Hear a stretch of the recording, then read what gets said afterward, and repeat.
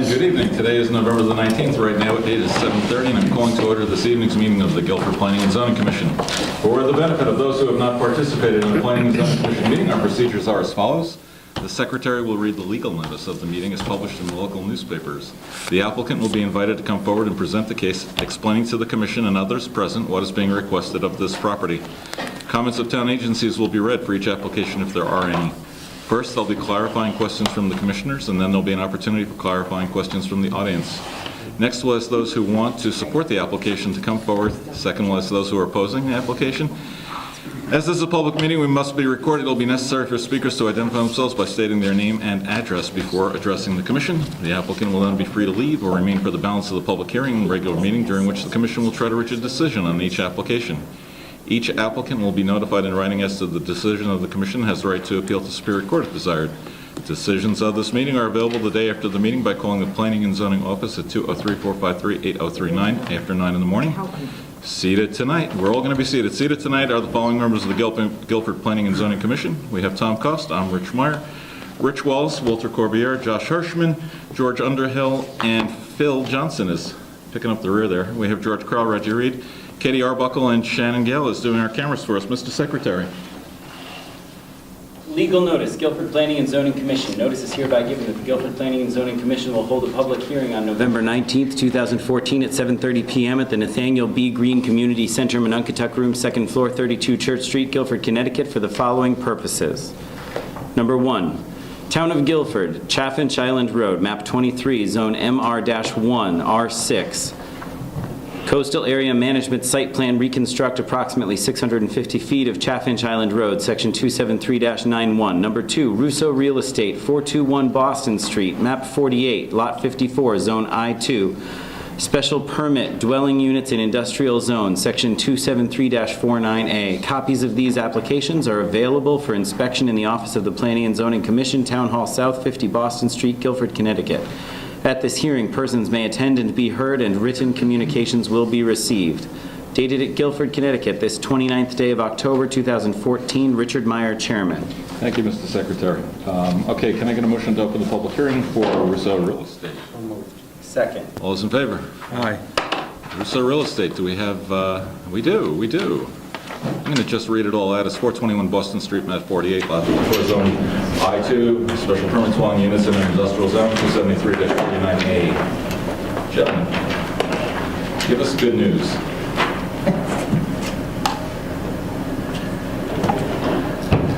My name is Jim Preddy. I'm with Riscolo Engineering at 420 East Main Street, Branford, Connecticut. This project is 421 Boston Street. Some people may know it as Soundview because it has access off the rear portion of the property has access off Soundview Road. These two existing commercial buildings here in the I2 zone, we're looking to convert some existing second floor space in one of these buildings to 4 one-bedroom apartments. The only other activity on the site will be an upgrade of the existing leaching system for this building. It will be done in the same location that the existing leaching system is now. We'll basically be able to move and reinstall to make it code compliant for the new use of the building. All the work will be interior, and it's existing floor space now. No big changes. No changes. Are you going to continue using the rest of the building as commercial? Yes. What are the two structures immediately to the north? They're on Route 1? Here, these? No, there are structures to the north, correct? East. These are other lots here. They're the north. They're off the site. I mean, on the side, the south side. Because north is going to be that way, Mr. Ryan. And the north is here. So Route 1 is directly on. No, that's Boston Street. Oh, Boston Street. I'm sorry. Route 1 is further out. Off the map. This is on the south side of Boston Street. Yes. Could you tell me what are in the other buildings? These are residences here now. No, but in the other two, in the industrial zone, those two buildings. Oh, these two buildings, you know, Tactical communications. Okay, now. Allegro Performing Arts. Yes. GC. Just behind the Cradles to Plans. So Cradles to Crans is on that. So that's going to be, going to turn that into like an apartment? 4 one-bedroom apartments. Or one-bedroom apartments? Do they have their parking spaces dedicated to apartments? Yes, we've done a parking count here. There's existing parking here, here, here, and over here, and up here that are associated with this, and the new uses don't require any more spaces than I already have. They're actually over a little bit now. But you will have additional septic. Yeah, the septic, because the residential use is a little more intense than the commercial. Anything else, guys? Staff, we have any input, or? Don't you have a memo from Dennis Johnson? We always have a memo. I can read it. Would you do that, Jen? Planning and zoning from Dennis Johnson, dated November 18th. The applicant's proposed apartment additions will increase the total wastewater design flow for the building. Soil test results for the existing building lot indicate suitable conditions and adequate area for expansion of the septic system to accommodate the additional 4 one-bedroom apartments. It is recommended that the applicant's proposed special permit be approved with the following conditions. Prior to issuance of final building approval, the septic system servicing the building shall be enlarged in accordance with engineered design plan dated 10/14/14 by Criscolo Engineering. Wonderful. Do we have anything else? Any other questions? Walter? Richard? George? All good? All right, so can I get a motion to, oh, wait. Yes, of course, I'm sorry, I forgot. Anyone in the audience have any questions? Anyone want to speak for? Against? Okay, thank you. Anybody want to make a motion to close this? Motion closed. Second. All those in favor? Aye. Okay, thank you very much. Okay, number 2, Leo and Joe, Planet 8 for the Little Store, 2002 Durham Road, map 109, lot 9, zone R8, special permit. Add clothing donation box, request to waive fee. Making a motion to open this. So moved. Second. All in favor? Aye. My name is Joe Leone, Planet 8, 47 Center Street, Milford, Massachusetts. We're proposing to place a clothing donation box at the Little Store at 2802 Durham Road, and requesting to waive a fee. We are a registered nonprofit 501c3. We've did a site modification plan on where we're replacing the box. Planning and zoning. Okay. Is this after the fact? Yes, yes. Oh, All 3. All 2, rather. Both of them. Names and... We have total, well, there's 2 on the special, well, 1 on the special permit and 2 on the section, yeah, so these are already there? correct. Oh, okay.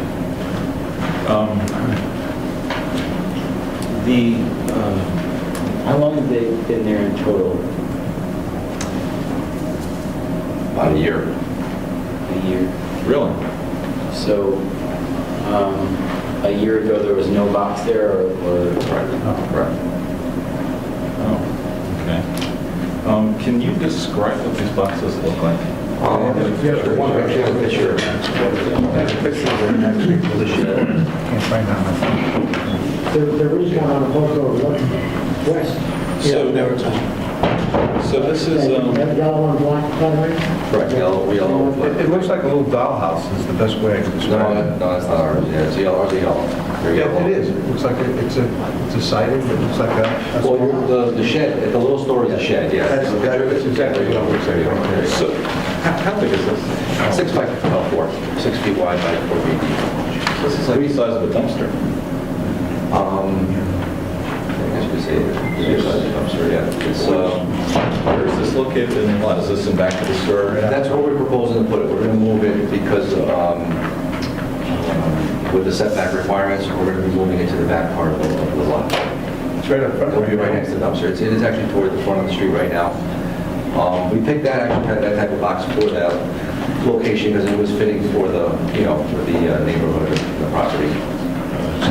Where's the picture of where it actually is?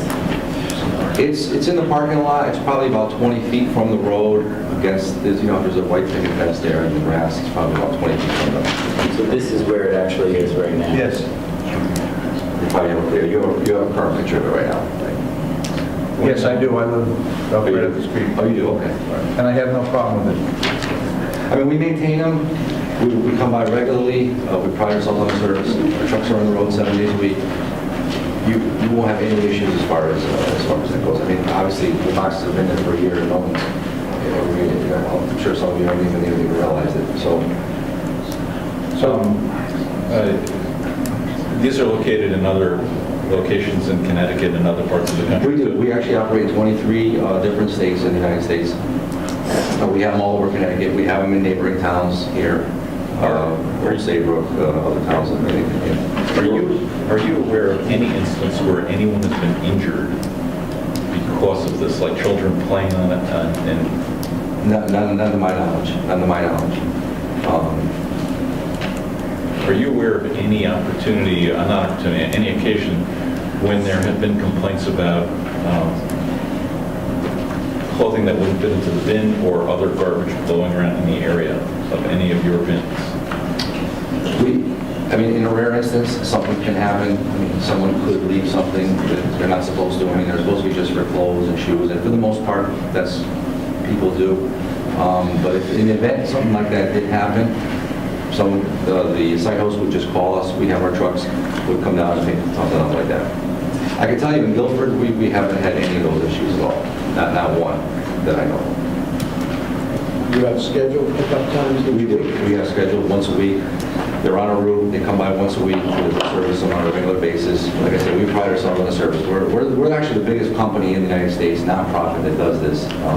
We have more boxes out there than any other company, for-profit or not-for-profit. Can you tell me about the success in this area? How do you... Actually, really well. The residents, according to the owner of the place, says the residents are very happy that they do have a local convenient place to, drop off their unwanted textiles. We accept clothes, shoes, curtains, no matter what the condition do, because if the clothes and shoes can be used again, that's great. If they can't be used again, we still take it because we're recycling. I mean, we're saving the environment, we're recycling, we're saving the landfill.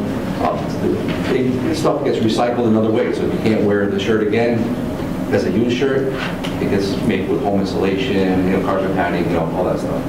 Do you sell these preconditioned clothing? How are they sold? We sell them wholesale. We sell them wholesale. Can you tell me a little about this fee that you want waived? Can you tell me how much it is?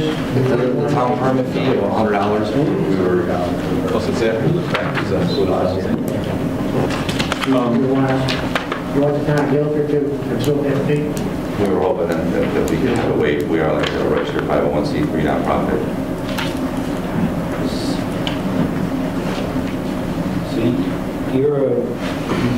you're requesting the waiver on the basis of Planet Aid's status as a 501c3. How long has it been a 501c3? Since 1997. And it was called Planet Aid since 1997? Correct. So in 1997, there were bins labeled Planet Aid Correct. that operated the same way as this? Is Planet Aid a part of a larger corporation that does sell this clothing? Is it similarly owned? What do you mean? In other words, is there common management between Planet Aid, this charitable thing, and does it have a business relationship with anyone else who sells this clothing for profit? In other words, is there common ownership? No, not that I know of. Are you sure? As far as I know. Okay. We're our own, we file our own tax return with the IRS, so we're not together with anyone else.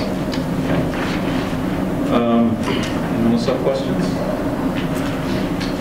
I have a quick question, like how close are these to dumpsters and what regulations do we have pertaining to dumpsters and how much overlap? If this were a dumpster, and this is very similar in nature to a dumpster, where would it be regulated to in the parking lot? Do we have dumpsters?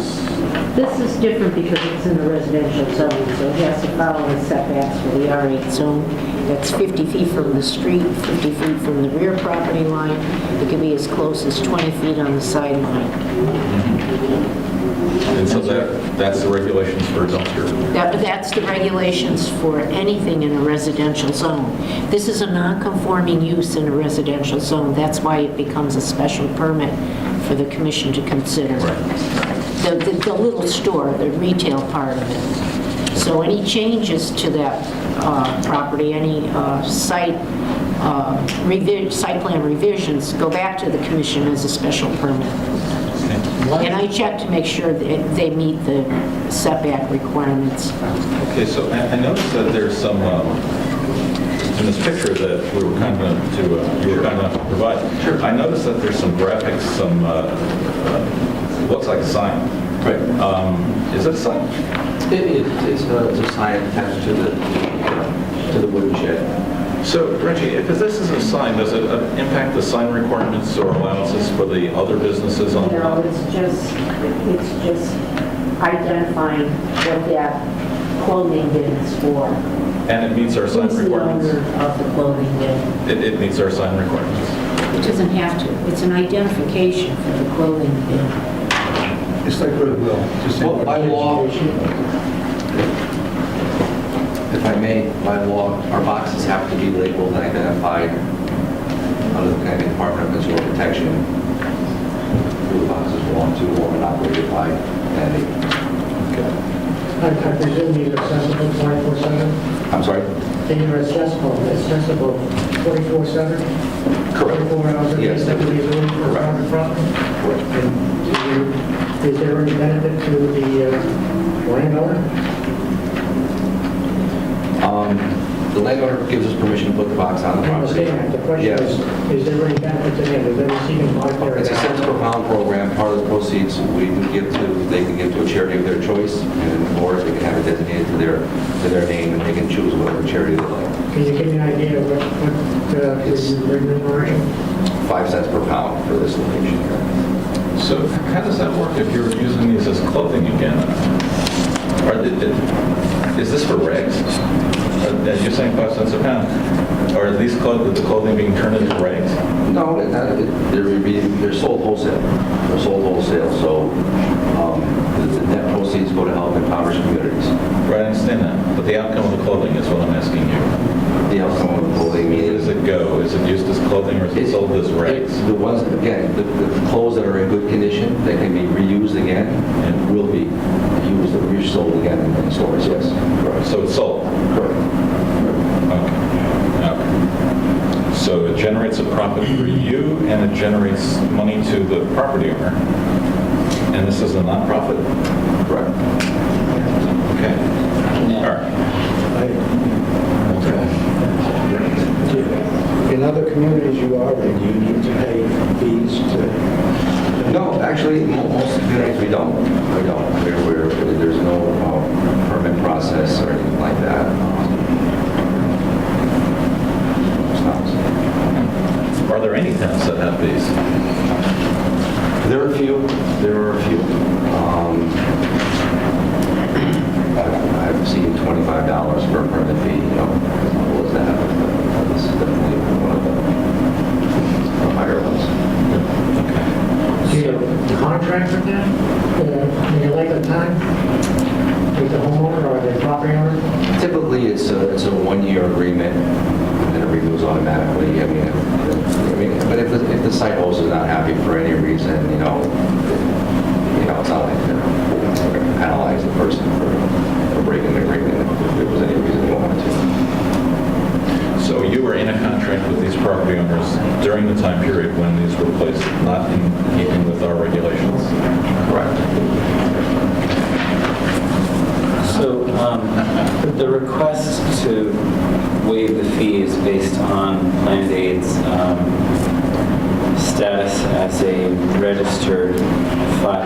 C3.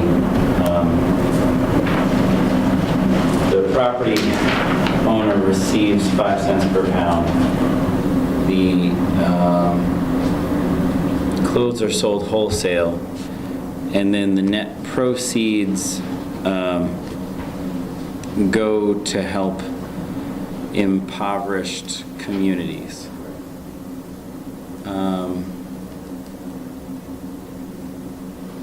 So, obviously, it's not 100% of the proceeds, right? No, it's not. It's about 16% of administrative and operating expenses, and 84% end up going toward the charity. I mean, obviously, it costs money to run the operation. You have to buy the boxes, you have the trucks, the fuel, insurance, and everything. So 84% of the total proceeds go to impoverished communities. Correct. And what percentage of the total proceeds go to the property owner? Again, the cents per pound program, some of them designated to go to a local charity of their choice. It could be, Children's Medical Center or whatever. They can choose that. We'll automatically write the check for them if they want. Otherwise, they can have the cents per pound go to them. Oftentimes, site hosts, business owners choose a variety of charities that they donate to. So we have the money go to them, and that's fine too. Could they pay the fees, $100?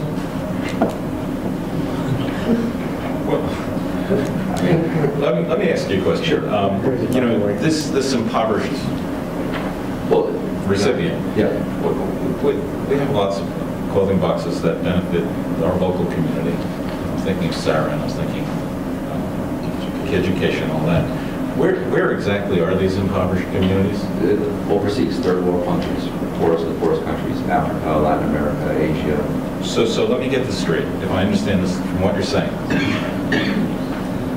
You're paying the property owner, you're taking some profits, and then you're sending something overseas, and you're competing with people that give to local charities.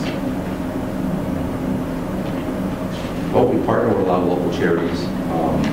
Also, it's not impoverished. We partner with a lot of local charities, and most of our proceeds do go to third world countries, but we also partner with a lot of local charities. But a lot of these, a lot of these site hosts do have the money automatically go to local organizations directly. Okay, so I think I understand. I got one too.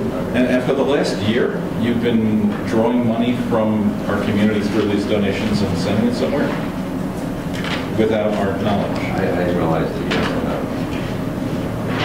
You didn't know we had zoning regulations? I didn't know that, to be honest with you. This is what so how did you find out about our zoning regulations? Rachel first found out about it when she spotted one of the... And then what did you do? Once I already told you about it, what did you do next? Immediately went to see her and went to talk to her about it and told her, all the websites that we had. Sir, with due respect, Yeah. you told me 5 minutes ago that other communities have fees that you pay, $25, whatever. What would make you think we didn't have any? Like if you knew other communities are doing it, clearly. We've gone to a few communities where we had the fees waived in the past, and we've had gone away from the towns that do impose it. After you've told them that you're paying the property owner to keep it there, they waive their fee? Absolutely.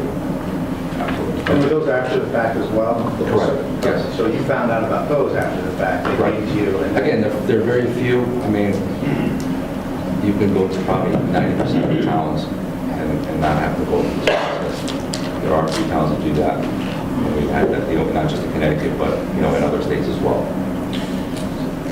Can I ask you a quick one? Go ahead. So you send the truck out and assume, they take it, they throw it in the truck, and they go to the next box, they empty it. How are you accounting for what's coming out of this box in order to pay the owner? I mean, are you weighing individually on site before you leave? The pounds are scanned. They're scanned. It's an estimated weight. That's how everyone does it. It's a 400-pound box. You have half a box. There's 200 pounds. It's an estimated scan of 200 pounds. Okay.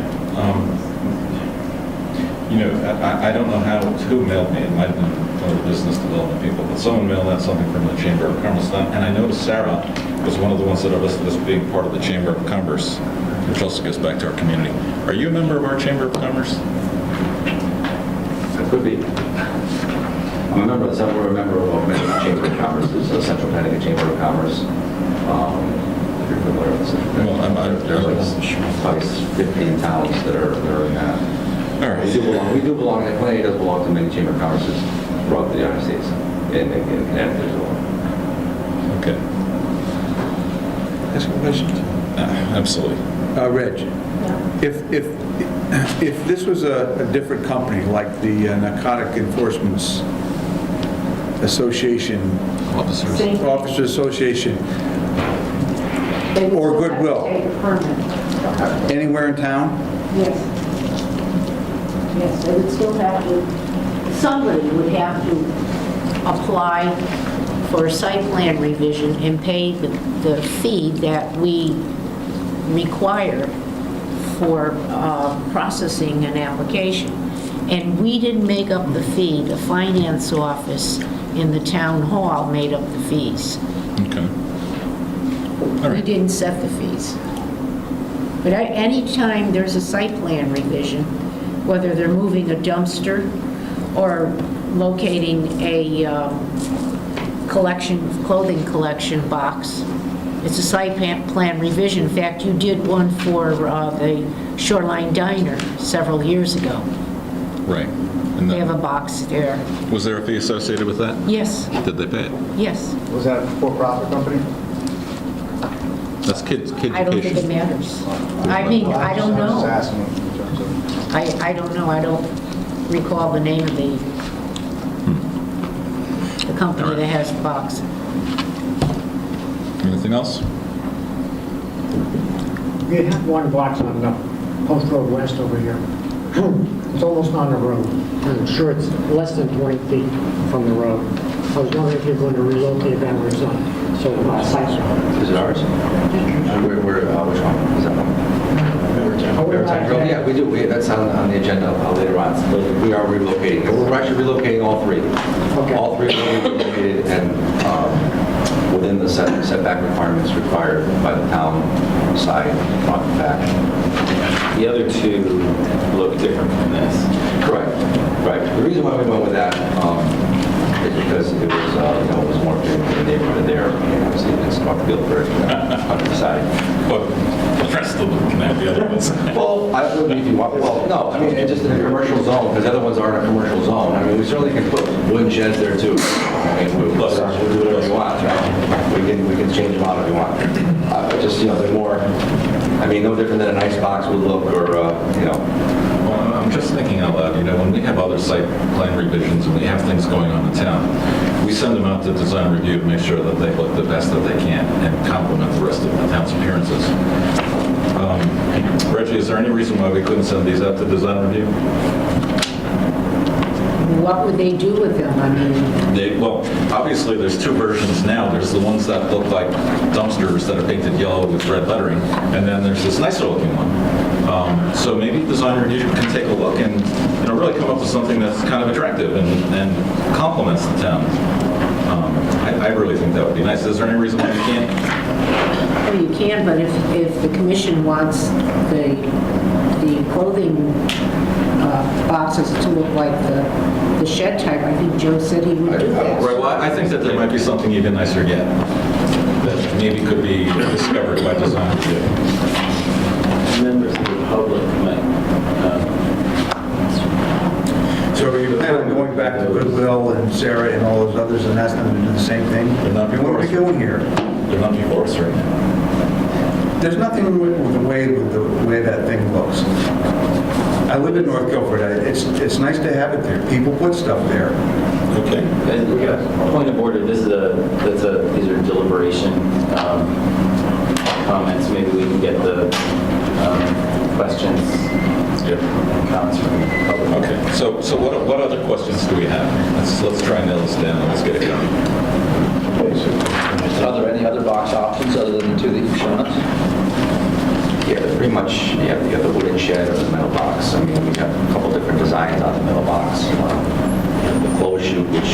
It's a nicer looking metal box as opposed to the open chute. The open chute has a lever on it. It opens and shuts. I think this is really designed for new material, but let's get the questions out and let's move along because we have a lot in front of us tonight. The biggest question is to fill the fee. Yeah, we'll deliberate over that.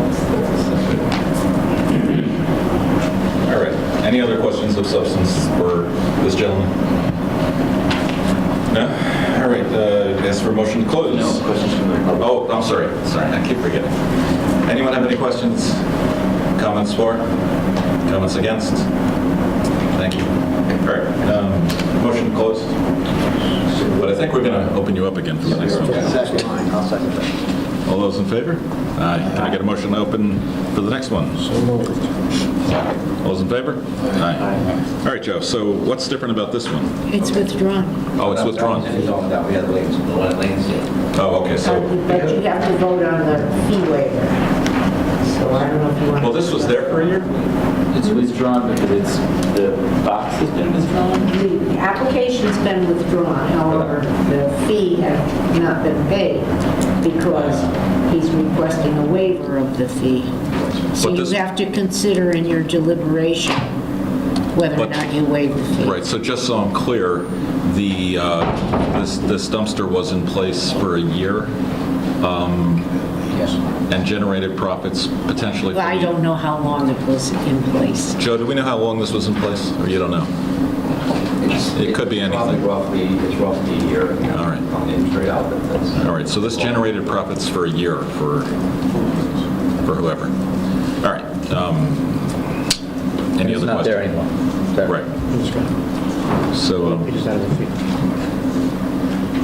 right. All right, so any other questions, Walter? You have questions? No, I think it's in order to close. Can I ask a quick question? Why is it gone?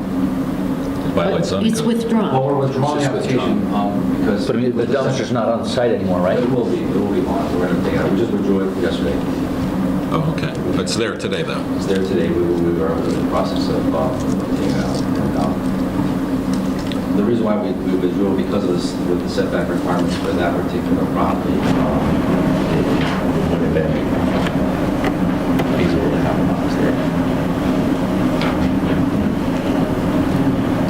Okay. Josh, questions? No more questions. George? Gentlemen? Done? All right, can I get a motion to close? Second. Those in favor? Aye. Thank you, Joe. Thank you. Can I get a motion to open Donatella, 94 Cooks Lane, map 122? Lot 17 zone R8, special permit for number of horses allowed per acre, 273, 243B.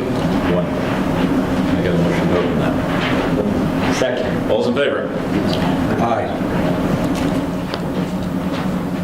Good evening, my name is Donna Latella. I am at 94 Cooks Lane in Guilford, and we are here tonight to ask for a special permit for the amount of horses allowed on our property. And when we moved here approximately 8 years ago to Guilford, we moved solely because we wanted to have horses on our property. And we were told that we were allowed to have 6 horses on our 3.67 acres. And therefore, we built our property specifically for that number of horses. With a barn, with 6 turnouts. We believe in having our horses on their most natural environment, which is a lot of turnout all day long and grass. And they come in at night. We built a riding ring. The only thing that was there when we got to the property was the house. So we put in all the fences, we put in all the pastures, the riding ring, the barn. We put a lot of our savings into this property. And over the years, we've had up to 5 horses on our property. And we have maintained the grass as well as the integrity of the turnout, etc. We recently found out that the zoning had changed to having only 1 horse per acre. And when we did that, when we found that out, we decided to come to get the permit, or to apply for this permit, because of the fact that we have the room the space, and we have put a lot of investment into our property to have potentially 6 horses there if we choose to. And this is the reason why I am standing here now. As you can see, there are at least 6 turnouts, but we also have sacrifice areas for our horses. We rotate the pastures, and we treat our horses like kings. And that's pretty much all I have to say in terms of my presentation. Also, I have over 11 signatures from neighbors in support of our hopefully going forward. For the benefit of the commission, could you just tell us all what you mean by turnout? Yes, of course. Turnout are the grass pastures where the horses are walked out to every day, and they graze on the turnout. It's grass that is maintained for them as part of what they eat every day, and it's healthy for them because they're walking around and not standing in their stalls all day. And that is a natural environment for horses. And we just believe that in order for them to be healthy, they need to be in their natural environment. Yeah, do you remember we changed the animal unit regulation a while back? I know that because I had the joy of reading the entire paragraph many times in front of the commission.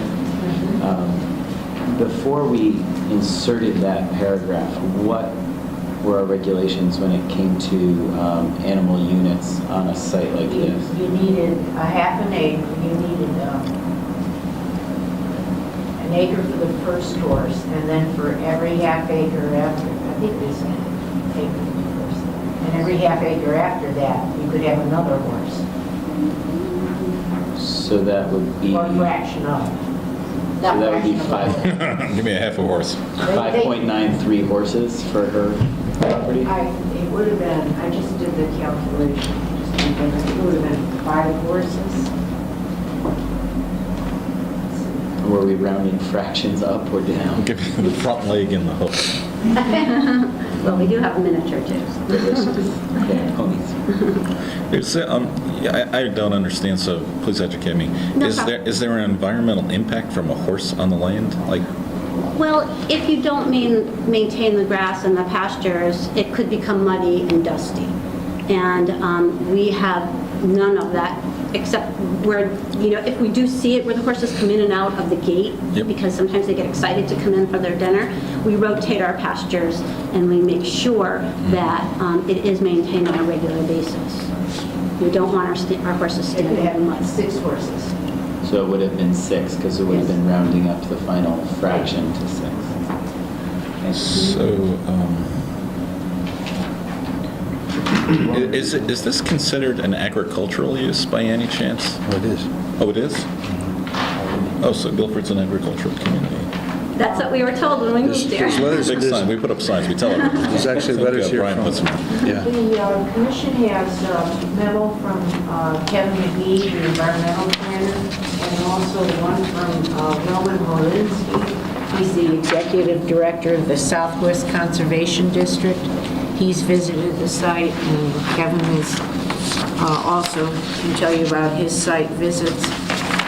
And It's a letter from the Agricultural the Commission. Ag Commission also has a letter based upon their site visit and their discussion at their meeting. Wow. I'll go ahead and read the Kevin's letter. Go with it, bro. And Regional Water Authority, it's a letter from them, This is dated, because they joined this property. this letter is dated November 19th to Guilford Planning and Zoning from Kevin McGee. The Planning and Zoning Commission regulations regarding agriculture, section 273-243, allows for the increasing the unit of livestock by special permit, provided that generally accepted practices are followed as defined under the Connecticut Right to Farm Law, the Connecticut Department of Environmental Protection's Manual of Best Management Practices for Agricultural, and the Connecticut Health Code. To meet the requirements of the regulation, Donna Latella prepared a management plan for the horse activities being conducted at the site. The management plan was reviewed by Roman Morawski Executive Director of the Southwest Conservation District and the Agricultural Commission. Letters from both organizations have been submitted to the commission.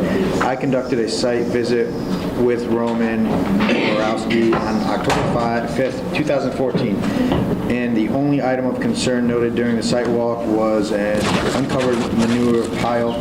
Roman noted that the Conservation District has offered to pay for a tarp to cover the manure pile. At the Agriculture Commission meeting, the Latellas indicated that they have accepted the Conservation District's offer of a tarp and are awaiting delivery. The management plan addresses the site's sustainability and impact section of the regulation with references to keep the horses off the hill pasture when conditions are wet, the rotation of horses in the different pastures, the utilization of sacrifice area, and roof leaders from the barn draining away from the pastures, the manure pile being located on the portion of the property which is not abut a residential house, and the turnouts not being located on the septic system. The management plan's best management practices, if followed, would protect the site and adjacent properties from soil erosion and runoff of the associated with manure waste. As noted in the Agriculture Commission letter, a revised management plan should be submitted to the commission when property ownership changes. Yeah, that was actually my question, Reggie. Is this something that would sort of run, this is a special permit, so it would run with the land, so the Yeah. next owner would be allowed to have 6 Correct. horses? If they chose. Yeah, if they chose. And they'd have to follow the best practices. Is Well, that that's something we what the can, environmental planner is suggesting I here, don't know if we'll be able to enforce that. and also the Agricultural Commission. Is there some sort of notice we could put on the land record to that effect? Well, it would be a condition of approval of this special permit, and that gets filed in the land records. Does this only apply to horses or any other animal like that? Just horses? This is the request Sheep or specifically cows, for- whatever. Yeah, we have no request for any others at this point. We have our hands full. Good. You want to read one? I'll read one from the Water Authority. Go with it, brother.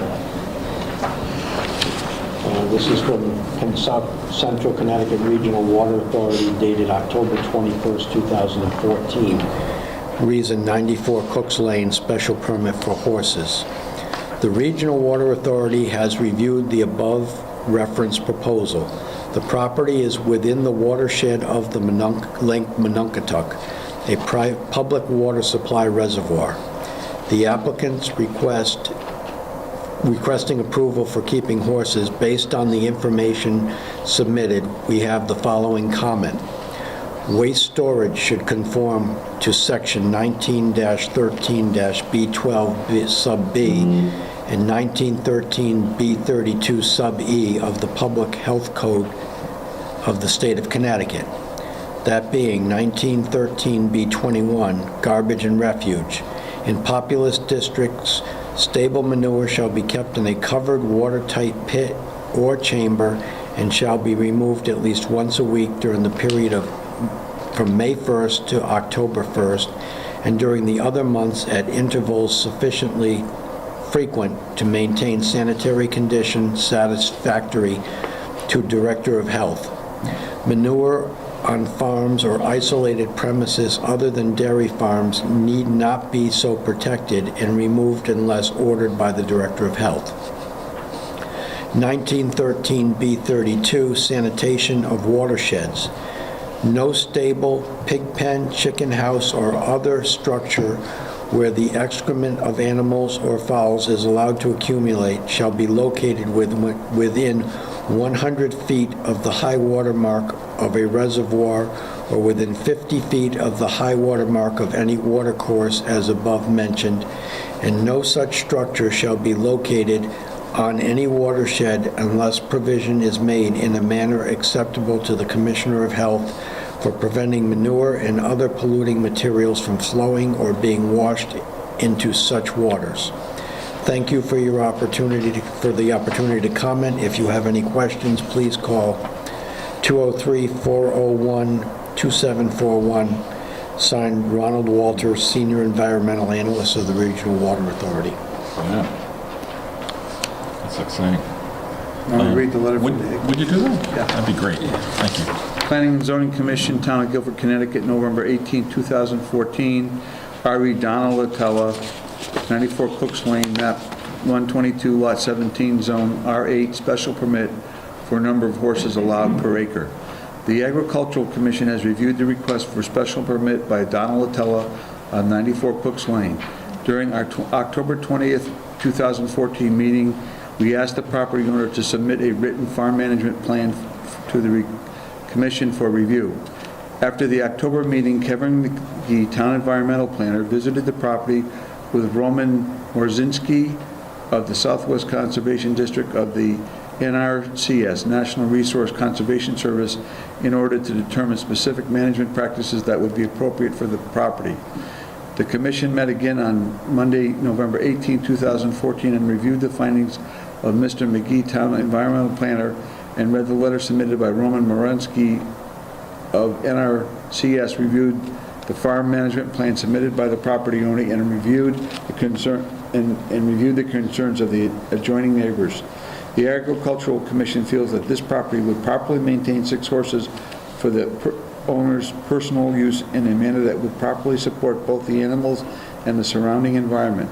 The submitted farm management plan would need to be followed by the owner with annual reviews by owner. In addition, any proposed changes to the farm management plan, including any change in ownership of the property, must be approved by the Agricultural Commission. Sincerely, Tom Pinchbeck, Chairman. Tom Pinchbeck. Who's got the last one? Is there a fourth letter that... This one from the... I think it's this one here. Yeah. Okay, I have to read this one. This is, it looks like it's to Mr. McGee.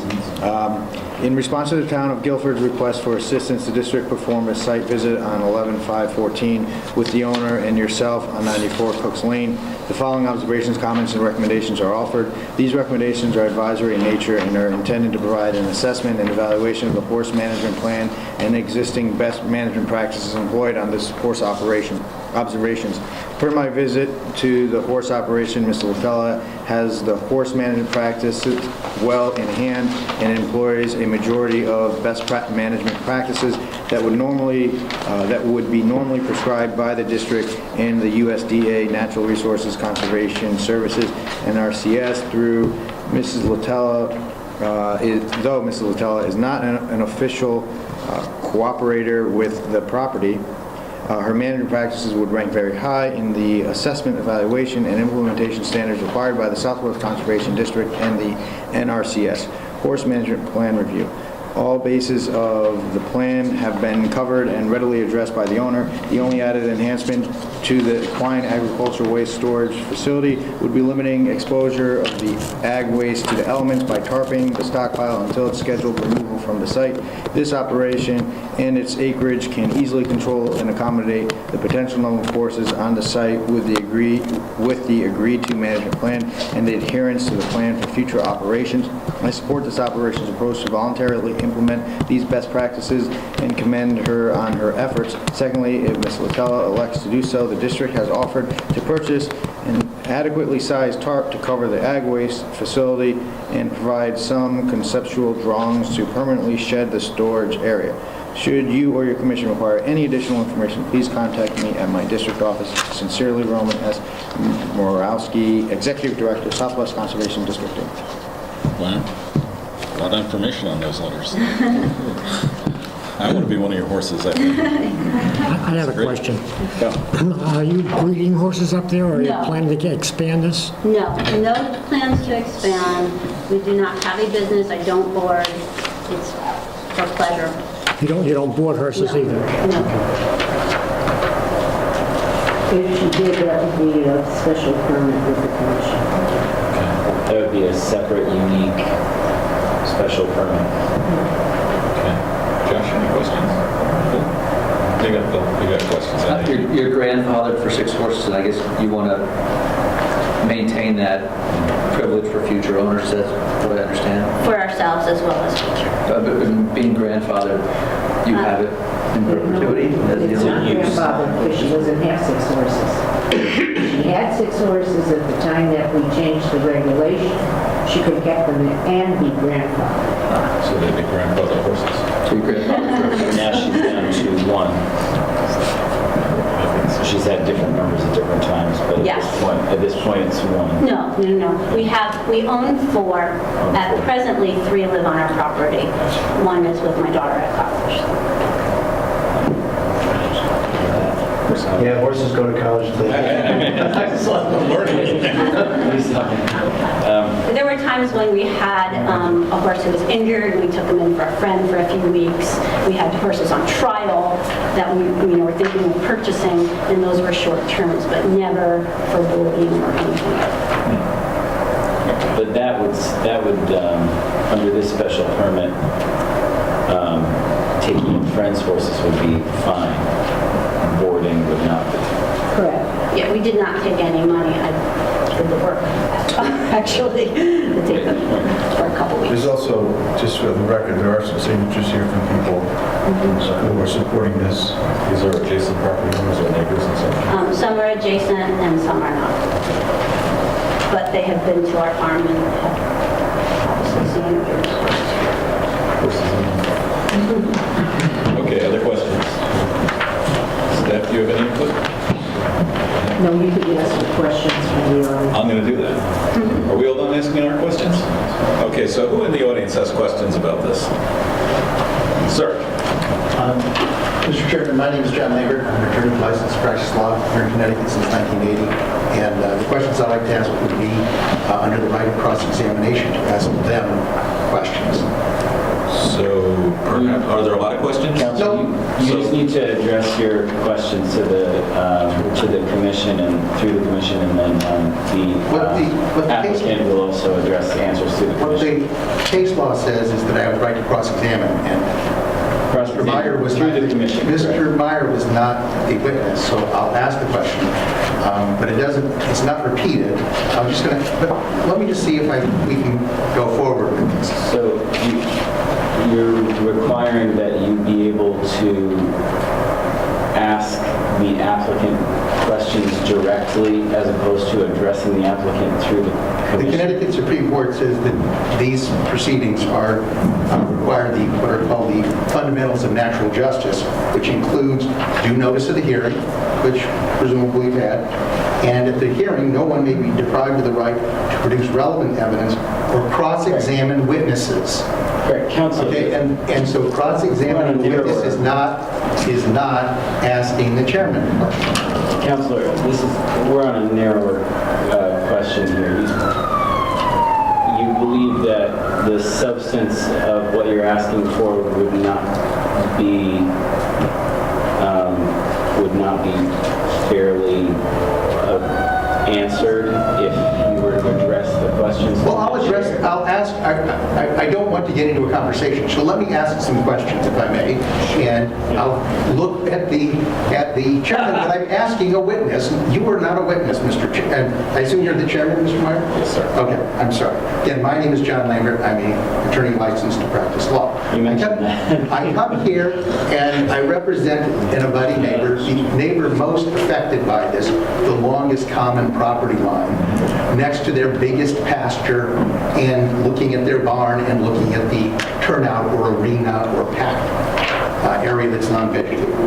So I have questions both about their application and about things that they have said that have to do with, since you're the judge of credibility, their honesty, etc. The first question I have has to do with the horses. Are these horses trained and certified as therapy horses? Do you want me to ask the... I would like to ask them myself. Your member has said that I can't do that, which I disagree with, but I'm sorry? I'd like to answer. Okay. All right, please answer. Yeah. This is Dominic. I'm Dominic Littell, Dominic Souza. I don't think that has anything to do with what we're talking about here at all. And I don't want to feel like I'm in a court of law here that I'm going to get examined by him. Well, the question is... If you'd like me to answer, I will, but I'm not going to sit here and entertain him all night long. Okay. Okay, so let me just ask you, are these horses in any way therapy horses? I will answer that if that's okay. Okay. I do have 2 horses who have been certified for therapy through the Pet Partners program. I take them visiting to places such as, on a purely voluntary basis with my occupational therapy students, to places such as the Orchard House Adult Play Center. I do volunteer also often with my horses and my dogs to do therapy. Because I'm an occupational therapist and I teach students, and that's part of my mission. Thank you. So the answer is yes, that's some of them. Council? Yes, and does having a horse that's trained as a therapy horse make the horse more valuable than one that's not? Okay, can I answer that? I don't think that it's relevant to this, but I have 2 horses, my 2 horses who are not trained therapy horses, have passed therapy certification, are what we call serviceably sound. I use them for therapy because we no longer can use them for competition, or we no longer can use them for the things that might be higher level activities. And this is the retirement. So the question was, were they worth more? But if they were competition horses, they were probably worth much, much more. And so now they're worth less than they were in the past. Absolutely. And I don't really think it's relevant. Right. Okay, so Councilor. And I understand that, and if I can just go, I'm not going to take a long time. If we don't take a long time here. It's all yours, sir. Go ahead. Okay. You were at the meeting at the Agricultural Commission 2 nights ago, correct? Are you talking to me? Yes, I was. And there were 2 members there, and Mr. McGee. There was the chairman, Mr. Pinchback, and Mr. Wedeman, and Mr. McGee, correct? Yes. Okay. And in addition, there was a recording secretary, you and your husband, me, and Mrs. Pepin and her husband, correct? Councilor, could you ask the question, please? The question I have is the people that were there were the 2 members, Mr. McGee, the recording secretary, the 2 applicants here, me, and Mrs. Pepin and her husband, correct? Yes.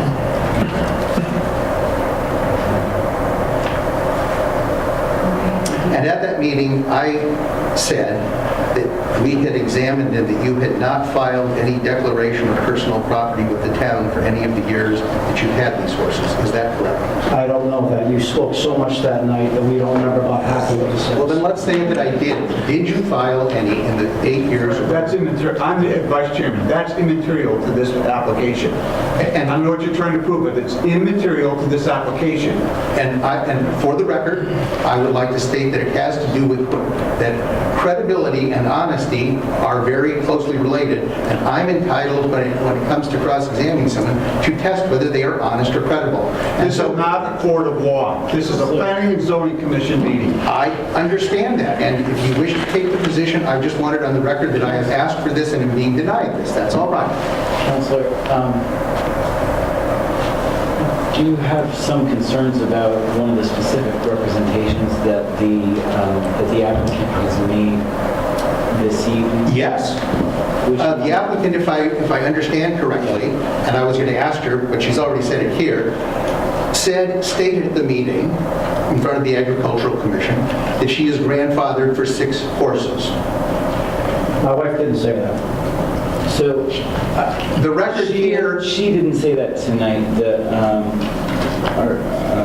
Commissioner Phil Johnson brought that up this evening, and then we cleared up that in fact, on the regs, that she's probably not grandfathered because she was holding 6 before, and then she was down to 1, and then she was currently up to 4.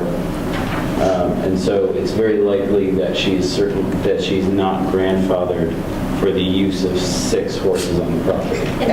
And I would agree with that. My point was, that's not what she said to the commission. And if you read the letter, someone read the letter in of the commission, which says she's the Agricultural Commission, which says she's grandfathered for 6 horses. May I please speak to that? I'm sorry. Well, just before we move on, does that, so there are very few people in this world, including, frankly, any of us, who understand 100% of the planning and zoning regulations. That would include me, too. Guilford. That's exactly- There are several people who are extremely highly paid professionals, only a couple of whom are here this evening, who I think might understand most of the regs. I don't know that we're in a situation where the Ag Commission has been dishonest because they don't understand. I didn't say they were dishonest, did I? I said that they stated it, and that was because she stated it. Yes. Sir, I have the letter in my hand. Yes. And I'm reading it, and it doesn't say anything about grandfathering. I have a copy of it here if you'd like to read it yourself, but maybe I'm missing it. But it's really such a fine point. I think, Well, I would like to make a different point about it because I now introduced the evidence that I wanted, which was there were only 2 commissioners at that meeting. That lacks a quorum, and no commission in this town, not yours, not that, not any, has the ability to act in the absence of a quorum. So Tom Pinchbeck, as the chair, has misrepresented that the Agricultural Commission as a whole has reviewed the application. No. Because it lacked a quorum? From the Ag Commission meeting. And what happened was Commissioner Perkins, which was a commissioner that came to the meeting late. He was seated at 8:30 and a quorum meeting was open. So they lacked a quorum I'll give until you the 8:30? minutes. And it was listed as a 1-hour meeting, by the way. When everyone was there were 2 people, which means that the meeting did not take place. And unless the minutes reflect that the third person familiarized himself, and there was no recording of it, familiarized himself with it, then he wouldn't be, even as a quorum, be entitled to vote anyway. Just, you know that from what you vote on here, when, if you haven't been here, you're entitled to vote if you've missed a meeting, if you're able to state on the record and put in the minutes that you have familiarized yourself with everything. Counselor? Yeah. You'd like to enter an objection into the record on this one particular... let me ask you directly, sir. Sure. Do you want us to discount this letter from the Ag Commission in our deliberations? Would that settle this for you? Yeah, I think it's objectionable, and that's fine. Okay, so you'll be happy if we do not consider this when we deliberate, this one letter from the Ag Commission? I don't have the ability, as I said, to cross-examine the other people. Right. So I would like to just make a comment since they're not here. Mr. McGee's letter Yes. says something about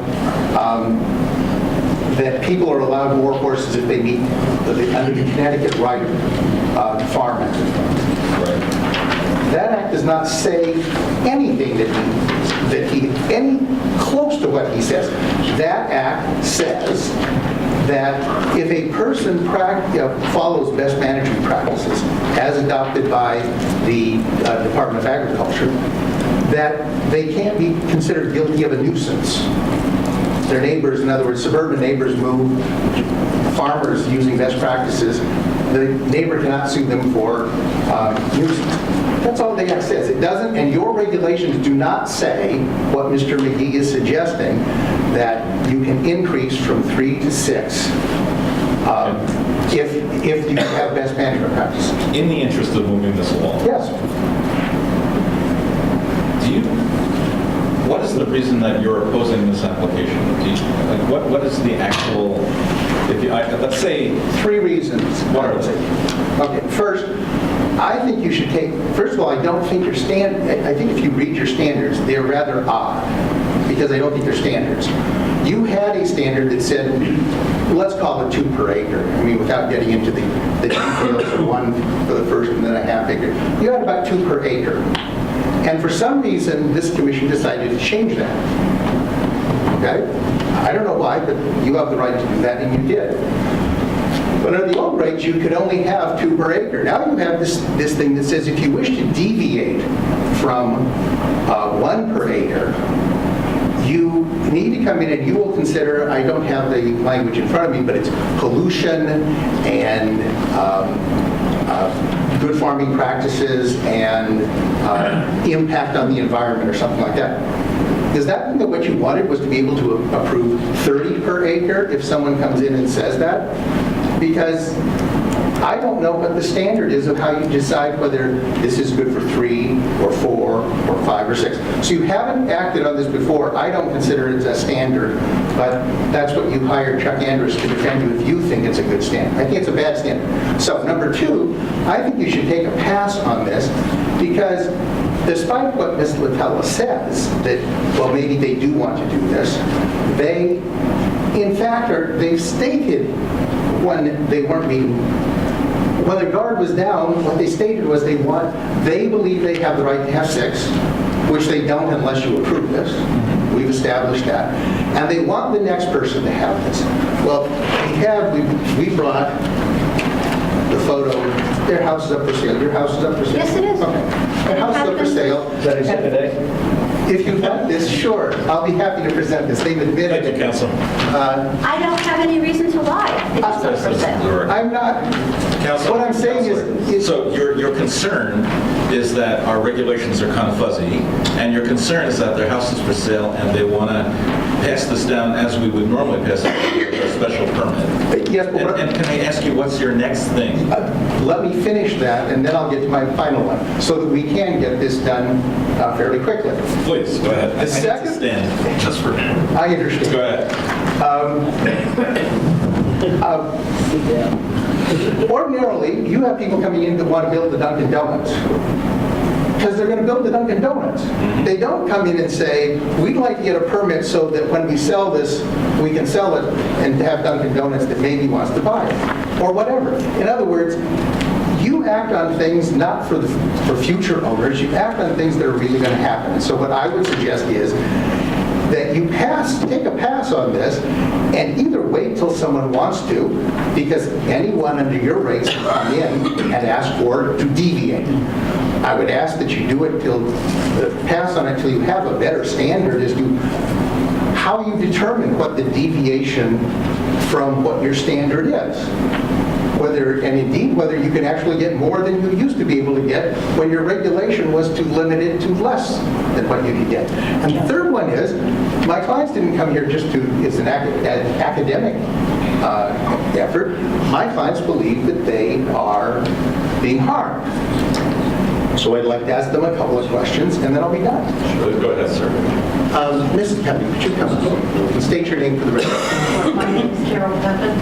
I live at 1450 Greenhill Road, and I also own the adjacent building lot that's next to our home. Did you take a look at the marked up plan with red ink on it that was filed by the applicants with Ms. Reed? Yes, it did. Does that accurately show everything that's on the property? No. The number of outbuildings is inaccurate.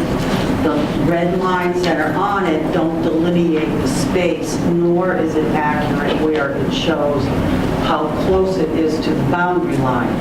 It doesn't show any dimensions at all. It omits this cement manure storage area that they say they have. It is not on the site plan. And also in the horse management plan, they say that it's 14 feet high, which it is not. It also doesn't show the topography. There are some slopes in pastures 1 and 2 that are beyond the 15-degree slope. There's also about a 4-foot 90-degree drop from the Latella's landscaping, which is not shown on the site plan, nor are the stone walls that are depicted. The patio area isn't shown, the pool isn't shown. It's not accurate. May I state something, please? What does it have to do with the number of horses on the lot? Let me just follow this up for 1 second there. So you're saying that that some of the structures are not on that plan. Do you have a sense, you've lived at your home for quite a while? 30 years. 30 years. When were those structures put in? When the Latellas moved in. And the Latellas moved in 9 years ago, you said. About 8 years ago, but we didn't put those until a little bit later. they put them in within, say, a year of Yes. moving in, so those structures have been in place for on the order of 6 to 7 years. Yes. Thank you. May I state something, please? To our knowledge, Mrs. Pepin has never stepped foot on the property, but Mr. McGee and Mr. Morowski have, and so has Reggie Reed, actually, for issues in the past. They have seen what we have, they have seen the slopes. There is a large tree line and a large fence line between our properties, so I don't know how this knowledge of our patio and our pool, which is irrelevant to this application, is known.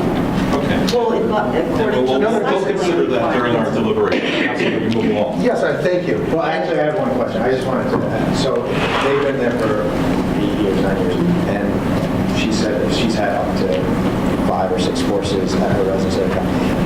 How has having 5 or 6 horses at her residence affected you either positively or negatively?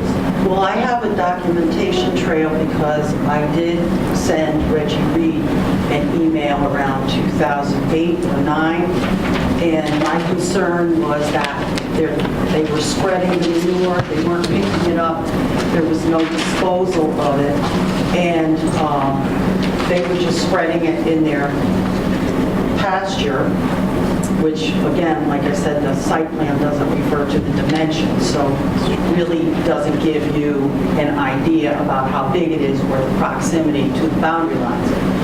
And I did send an email to Reggie and voiced my concerns and also asked for that. At that time, we talked about the right to farm act.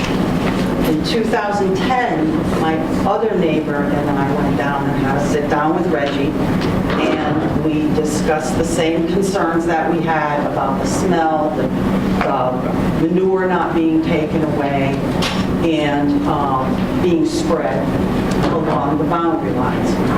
I also called Dennis Johnson at that time, and that was the first time that the Latellas had their manure removed from the property. This is absolutely all false. I just want to make sure that... Okay, let's stop this right now. What happened in the past has no bearing on the decision we're going to make for our future.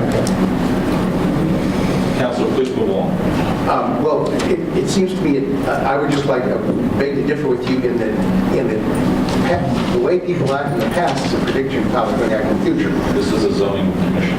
We are going to rule on the information in front of us as it applies to zoning law. Okay. Okay. Please move along, sir. Thank you. I would just like to say, if you are inclined to disagree with our position, which I've tried to lay out the 3 reasons, we would ask that instead of just making conditions, you add a condition that the permit can be revoked if it is disobeyed. Because if it's just a condition, what you can have is constantly having to cite someone and then they fix it. And they say, well, back into the condition. So a permit can be revoked, and I would suggest that the best test of this would be if it is shown that they disobey the conditions, that the commission may have the power to revoke it. And with that, I just wanted to ask you, do you have any authority or information on how we can logistically revoke a special permit? For example, Well, let me just put it this way. If it's a condition put in there and it's not appealed, it's a condition that within 15 days, and I would think that these people who say they're going to be honest about this would accept that. Reggie, can we even put something like that? Like, we've talked about this, I believe, in the past, and I think that we've always come to the same answer, that we have been unsuccessful in putting conditions to revoke special permits. We've had examples of liquor store issues and whatnot, putting special permits, and we just logistically, right, because of the notice issue, and we've had... First you have to find out that there's a violation. Then I have to go up and look at it. Then I have to write a letter to the violator and say, hey, look, you know, you're doing this wrong, and you have, by state statute, I have to give them 10 days to correct it. No less than that, unless it's something in danger of falling into the street and killing someone.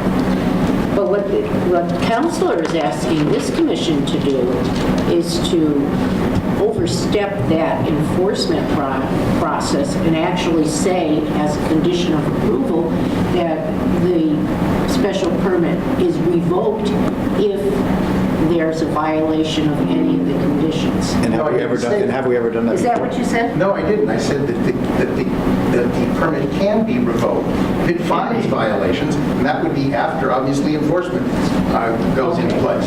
Well, I'm sorry, I didn't understand. Is that something we can have done? They get a notice. They don't correct it. It can be revoked. And one of the things that was put in as a suggestion to you, which I would recommend, is it says that this plan be like certified every year, sort of like the fire marshal, to see if it is being. That was the recommendation, I believe, in the letter from the Ed. It said but by the owner. By the owner. Yeah, it did say by the owner, and the owner was certified, so it's self-enforcing. I understand that, but if, one of the things that the Ag Commission said was, well, now we'll have standards that can be enforced. Not if there's no will on the part of the Commission to actually enforce it. I would suggest, once again, you have a standard that is 3 horses for this. They have not established that they had more than 3 when you made the change. Counselor, wouldn't it be more accurate to say that we have a standard of 3 horses as of right, and by special permit, the number that meet the applicable standards that we have listed under? There are no standards, there's considerations, as I said, it says. So, but once we've made these considerations, don't our regs allow us to exceed those standards if we see fit? I've gone over that. You don't want me to take a lot of time, but I've already said that. My concern is that those are very, those are very poor standards. That's a really short answer. Yes. Let me just try to make why I say that's bad. You have a standard that says you can have a house on this lot, right? 1 house. Would you think you really had a very good standard if you said, and you can deviate from this 1 house standard if you show that it won't have an effect on public health and pollution and property values? You can have 2, 3, whatever, as long as that's all we're going to consider. You're describing our standard variance procedure. I'm describing this, I am by parallel describing the deviation of any other standard you have in here, and using as an example a single-family house on a one-family house lot. That if you apply the same sort of thinking, a deviation of 1 house limit, then yes, I would agree you have provided yourself the ability to deviate. All I said to you in my remarks was, I don't think that what you did was a very good idea. I'm not sure that it meets the standard of being a standard, and I would suggest you change it to something that is something more like a standard, and pass on this until someone actually wants 6 horses there.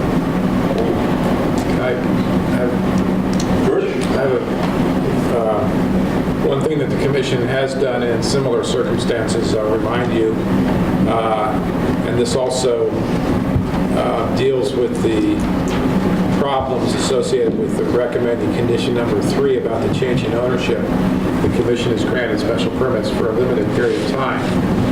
The applicant that is then has the burden of coming back at the end of that period of time and demonstrating to you that they've complied with all of the, whatever it is, farm management practices in this particular case, and that the neighbor has an opportunity again to come back at that point in time. So that would be a reasonable resolution to what Councilor suggested. As opposed to trying to limit it to this owner, for example, which I think could be difficult given the nature of a special permit. So just to recap, if we chose a reasonable period of time to keep the special permit in effect, and then they would have to come back and demonstrate that they kept to the standards that were in place, then we would re-grant that for another period of time. Right. Does that work?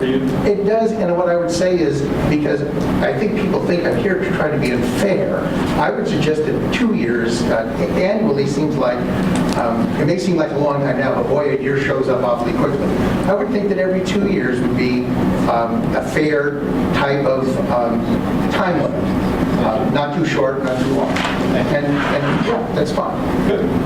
And with that, I thank you for your attention. No, thank you, sir. I actually have one more question that I could ask. If you heard a lot of talk about this best practice that they were talking about, if those are followed through with your neighbors, does that sort of mitigate your concerns about the horses in the area? Well, I still have questions about the site plan, because again, the site plan does not show the location and the measurements of the pastures. Well, I just want to know, because you mentioned something about the manure being an issue. And Right, we the talk, manure is a big issue. and we talk a lot about like tarping and the getting and removal of the manure. If that is to the standard of the best management practices, is that something that you're comfortable with? I think that also is not just the birds, it's kept, there was a claim the manure is removed from the fields also. Right, and the fields are That's raked. I mean, this plan needs to be implemented, and my concern, and what I said at the Ag Commission, is that has not occurred yet. So I think it's a good idea to monitor that performance and assure that that happens. And you don't have 6 horses yet? We own one. And they're getting a tarp from the Conservation District. Now, I don't know how many, Tom, I know you've had some farm experience. I don't know about Is it the a rest special of you. manure tarp? It's a tarp, but what happens is when you cover a manure pile, you cut down on the odor and the number of flies, especially in the summertime. And I'd like to say, I had 2 horses, and I had 2 horses on 4 acres. So, I mean, I'm familiar with best practices for manure management. And I don't want to harp on this, but the plan that was submitted says that they are currently doing this. And that was my concern at the Ag Commission. That is not occurring. And again, I think it's a good idea to monitor. I just want to say, you guys have the letters. They came to our property. They physically came to our property, walked the property, saw what we're doing. You have the letters from the people that are constantly in and out, and our neighbors are on our property.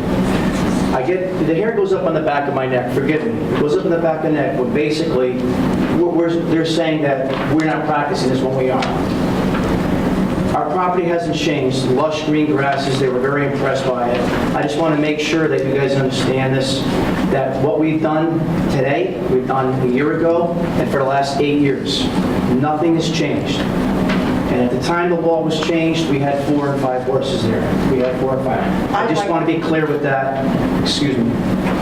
Nothing's changed. We've been doing this all along. Thank you. Last words. Yeah, mercifully last word. I simply wanted to, so that you weren't led into mistake, and you said you will probably ignore that one letter, you have other letters. The commission, the record is inaccurate to say that the commission went out there. The commission did not go out there. What the record shows is that Marinsky, if I'm pronouncing it right, and Mr. McGee went out there. The other thing I'm just saying, because we raised the issue of the accuracy of the site plans, I understand that you have a requirement that plans be filed unless you waive them. And as I also understand it, in the Udi Conan or whatever case, that issue of your waiving a site plan was challenged by Mr. Crosby, and I just looked at the judicial website. Judge Gordino has not yet issued a decision. So I know that Mr. Andrus and the attorney for the ice cream people defended your waiver. In this case, I think there's a difference, and we think that you ought to be acting on a plan that it shows the buildings, shows where the fences are and whatnot, rather than approving it without it. And with that, those are my final words. Thank you so much for your input. Thank you. Appreciate it. Thank you. I think that we got the full record and we can close unless there's an additional member. Well, is there any other questions or comments or final words from Neighbors? Additional neighbors? Call for people to comment in favor. We're right there. Please, do you have a comment? Ian Sullivan, 460 Great Hill Road. I'm not an abutting neighbor, but I'm a horsewoman. The applicants are known to me, and I can vouch for their practices as regards to horse keeping on small acreage. Every horse farm in Guilford is considered small acreage, and we all practice the removal of horse bedding. Bedding is, it dries out very quickly, and there's less odor than a container on this site. Does anyone have any questions for me as a horse person? I don't know if all of you are. I think we've all got an education tonight on horses. Are the regulations as were amended in the past reasonable? I haven't read them since they changed. When we put our fencing in, we contacted Mr. Kroll and asked him how many we could have on our acreage, and that was in 1997. So I believe the update is more recent than that. It looks like we cut her down from, well, I mean, as of right, we cut her down from 6 to 4 on the same property. That's the regs changed from 1 and then 1 additional half to... And the way I understood it was on your first acre before, you could have a horse on your first acre, and then every fraction of an acre after that, you could add another one. Every half. Right? Good. I'm not directly abutting, but I am a neighbor at 1400 Grayville Road. I'm Dorothy Crampton. Could you say your name, please? Dorothy Crampton. My uncle Alvin Rosser sold the property to the Tellers with the knowledge that they were interested in raising horses there and having horses there. And I believe they're doing the best that they can. And I believe that because the regulations were changed after they came in, that it really needs to be considered in their favor. They've been good neighbors, and I just wanted to speak in support of them. And I'd like to say that if you do require them to come up with a 2-year review every year, I hope you keep that in mind, because I would hate to see them be harassed every month or so by continuing to defend themselves. Right. Thank you. Thank you. Before you close the public hearing, I just want to read something from the Ag Commission minutes, because the counselor was making a point about not having a quorum. Under old business, they took up item Latella Donna, 94 Cooks Lane, map 122, lot 17, zone R8, special permit for number of horses allowed per acre. The commission explained what transpired to Commissioner Perkins. He was the one that came late. So he was present. And provided him with a copy of Roman Marinsky's letter. Commissioner Perkins noted that he drove by the property on his own to become familiar with the area. So he was fully informed at that point. Yes. And it was important when they took this on. Correct. So I just wanted, and it's in the minutes. These are draft minutes because they haven't been approved by the commission Right. yet. And we'll enter this into the record. Okay. All right. Additional neighbors against? Anyone against? You wanted to say something else. Here's your big chance. I'm so sorry. That's okay. Thank you. Thank you. Thank you. Thank you so much. And Counselor, thank you. I appreciate your consideration. Anyone else have anything else? Or if not, I would ask for a motion to close the public hearing on this.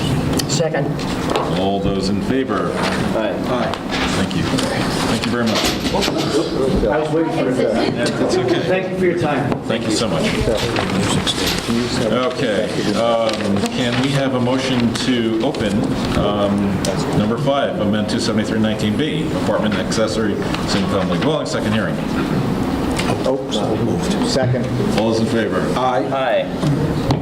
This is the second hearing on the subject of this proposed amendment, which you recall Reggie explained at your last meeting. It's really an editorial change, clarifying the language that you had in the definition section and making a reference to it in the main body of the text dealing with accessory apartments. This is the second hearing on the subject. Right, so, Public comment. okay. So does the public have any comment on this? Any questions? I don't hear any. Is there anything else we need to know about this, George? or- I don't think so. Okay. Just the last hearing? Yes. Mr. Chairman, we understand this, and if it's in order, I would move that we close the public hearing on this matter. I see that. All those in favor? Aye. Okay. Motion, someone please give me a motion to open number 6. So moved. Second. Okay. All those in favor? This is amend 273-230D, Church Street, Village District, at 273-58O, signs, amend table, 3C line 10, column 3, second hearing. George, anything new? This is the same ditto. Same, exact same thing. Anyone in the public want to question, add anything about this? No? Guys have any questions? Anyone want to make a motion to close this? Motion to close. Second. All those in favor? Aye. Number 7, amend 273-251, add M setback, second hearing. I get a motion to open that. So moved. Second. All those in favor? George, same thing? This is also the second hearing on the subject. Okay, now, someone must want to say something about this. 273-251, Nobody's here for this. setbacks. Yeah. All right. Can I get a motion to close? So moved. Second? All those in favor? Okay. Can I get a motion to open Town of Guilford, Jefferson Road, map 23 zone? Recommend It's to tabled. continue that. Okay, so can I get a Move motion to to table? continue to 12/3/14. Second. All in favor? Okay. On to the public. May I have an approval for the revised agenda? So moved. Second. All those in favor? Aye. Okay. Deliberation of public hearing items. Let's go all the way back to Russo Real Estate, just to refresh. This is, the gentleman wants to put some residential units where Guilford Community Television used to be. It's just down from Tactical Communications. Right, so, I'll make a motion to put it on the table. okay, let's make a motion. Sure. Voted that the Guilford Planning and Zoning Commission approve a special permit for site plan for Russo Real Estate 421 Boston Street, map 48, lot 54, to create 4 apartments as shown on an application dated 10/27/14 and 29 Soundview Road, dated 11/12/2014, prepared by Spindrift Design, and site plan depicting 4 new 1-bedroom apartments prepared by Crisprolo Engineering, dated 10/14/14, 2 sheets. This application is approved with the following condition.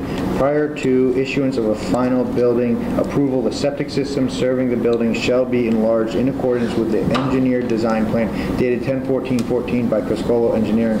This application is approved based upon a finding that it conforms with the zoning code. The special permit is effective on November 28, 2014, and upon filing with the town clerk.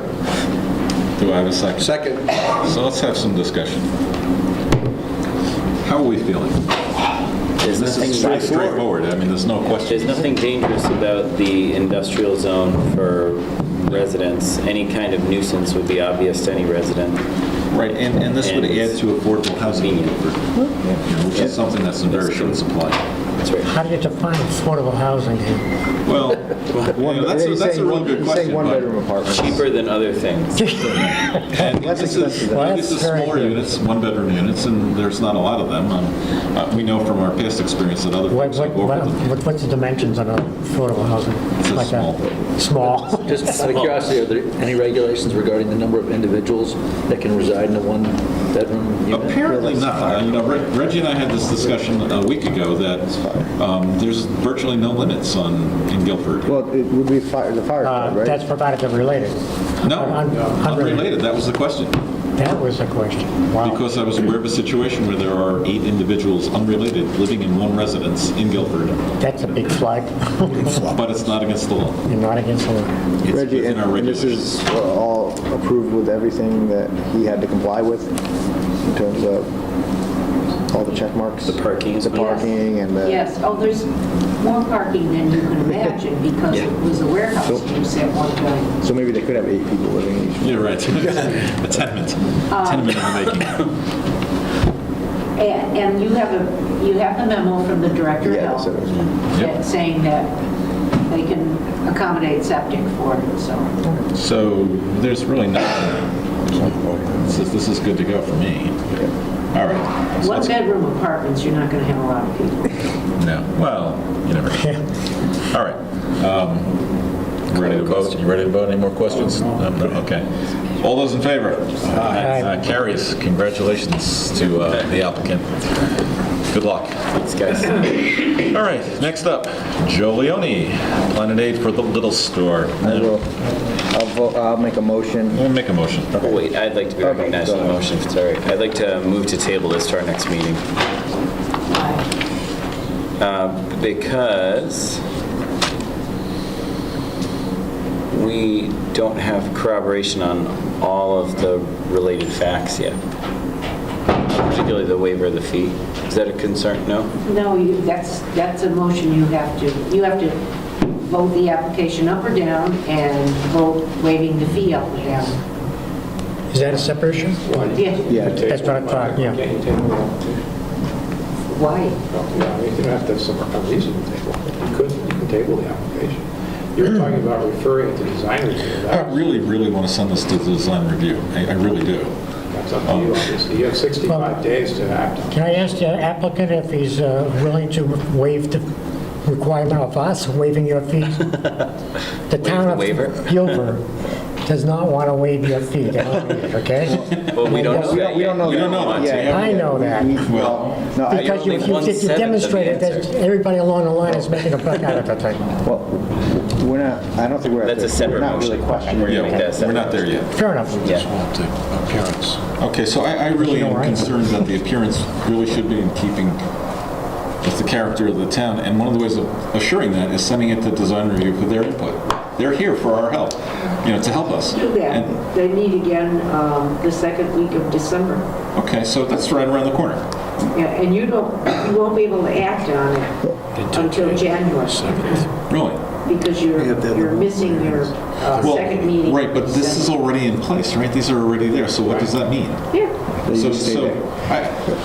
I mean, I think that, and this is just my opinion, that design review committee is used for making more, I'm not saying that this wouldn't be a valuable contribution, but maybe we would be wasting design review committee's time. well, we don't know that. They might want to weigh in on this. I mean, those people have a great concern for the way They this do. community looks. I'm not I don't want doubting to second guess them. I would wouldn't want to give them a second guess chance.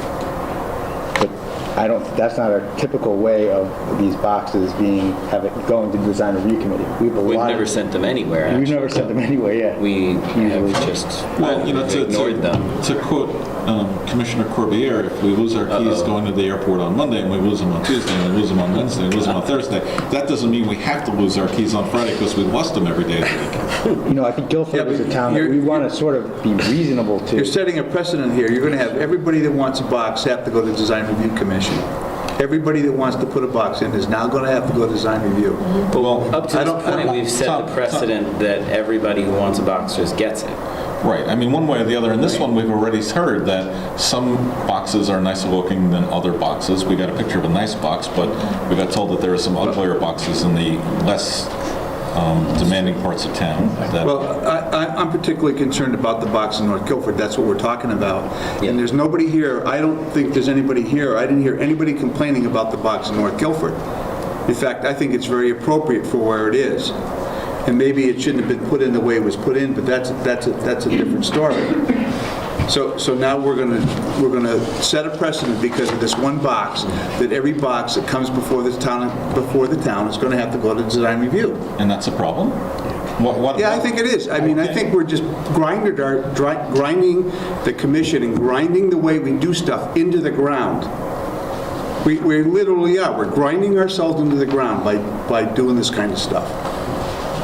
Okay. And it's just my opinion. And I appreciate your opinion, thank you. My opinion is we're doing it, I'm similar with Tom here. Design review usually makes its recommendations and comes to us. Yeah, but they didn't get asked about this. That's true, we didn't But ask again, them I in don't this get case. the precedent we're setting. We're going minutia into collection bins. But, you know... They might just defer. They might just say they might defer. Not even opine on it. I mean, Right, and they might not.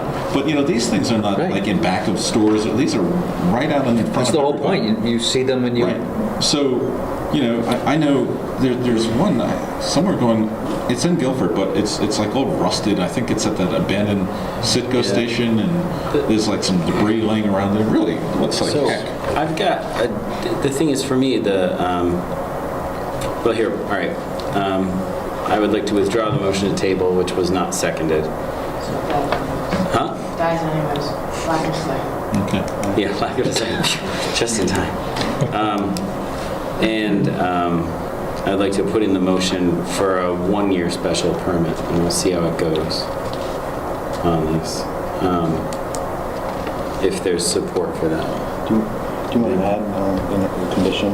The condition that it would be renewed, Well, and also, that it would expire in a single year. do you want to have the replacement of the what? Didn't make a motion yet. No, there's no motion yet. This box is not currently required by the motion. That's what you applied for. You applied for that box. So this is actually currently in the application. That's my understanding. This is adequate. Right. All right. Voted that the Guilford Planning and Zoning Commission approve a special permit application for 1 year for Joe Leone to locate a clothing donation box at the Little Store, 2802 Durham Road, map 109, lot 9, as shown on an application dated October 14th, 2014. This application is approved with the following conditions: that this special permit shall expire 1 year from its effective date. This application is approved based upon a finding that the proposed activity will have no adverse impact on the surrounding residential area. The special permit is effective on November 28th, 2014, and upon filing with the town clerk. I'll second. All right, so let's have some discussion. What would how do we remind ourselves next year to ask for this again? Because we have a history where they were put in without any permits in the first place. Right. So how do we do that? I have to put it in my follow-up file. Send them a Sorry. letter I have a follow-up file. Yeah. and notify the applicant. Oh, sure. And how will we know, like, you got your hands so full with all the signs and everything that you do all the time, how will we know that they're actually complying? You know, one of the concerns I have is that I've seen boxes with clothing laying around outside of them, and, you know, I know he's made representation that they pick it up on a regular basis. You know, how do we know? You don't have the time to go ensure compliance with No, in fact, I still have to write the letter to the owners of the Citgo station about that box. Yeah. The rusty ones. Well, if there was Oh, a well, you know, Police by the town. somehow or another it gets done. added to the pile of stuff you have to do.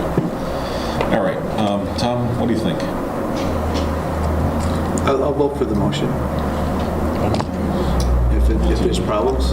Because I think there's a good chance that someone else in North Guilford would say something about it if there's a problem. Yeah, I think so. Yes. I think it might happen. You're saying you're going to put a one-year limitation on it, it's come back for an Correct. application again? Yeah. Correct. What about the We're ones that gonna are already see- in place without permission? The only thing before us is this single box in North Guilford by special permit right now.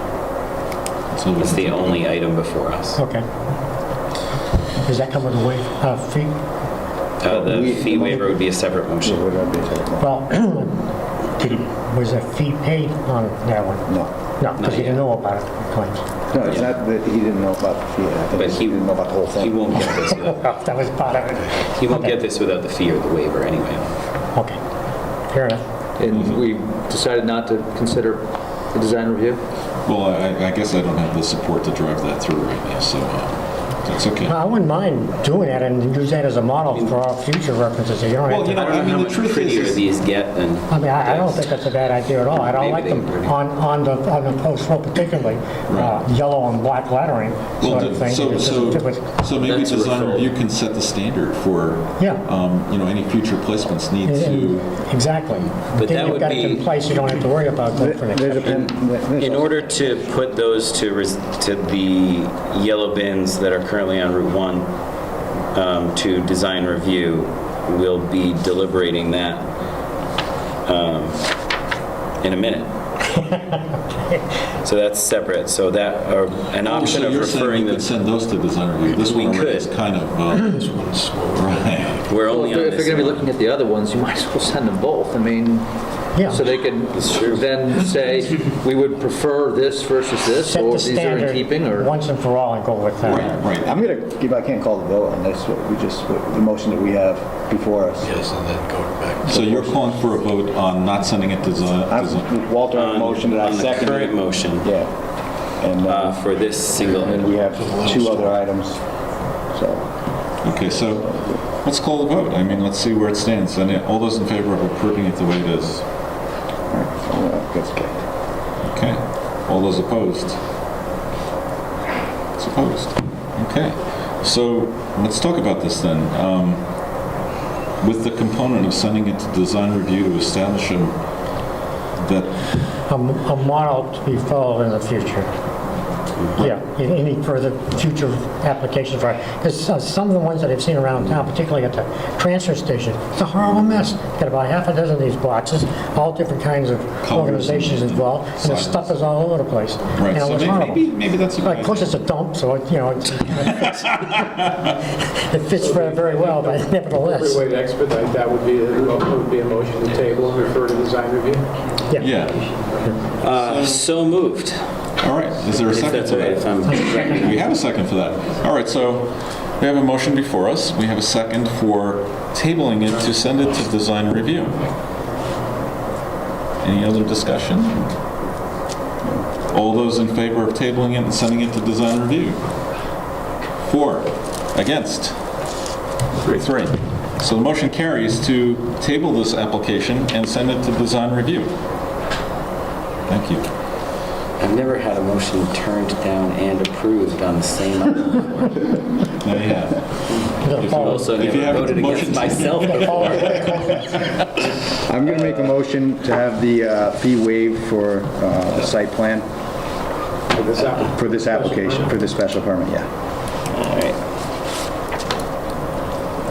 Do we have a second for that motion? And I'll preface, the only reason why I believe that it should be waived is, he has represented to us that 86% of his profit, or of the money coming to him, goes out overseas to charity to impoverished areas, and anything that all communities can do to support the world as a whole is a great thing.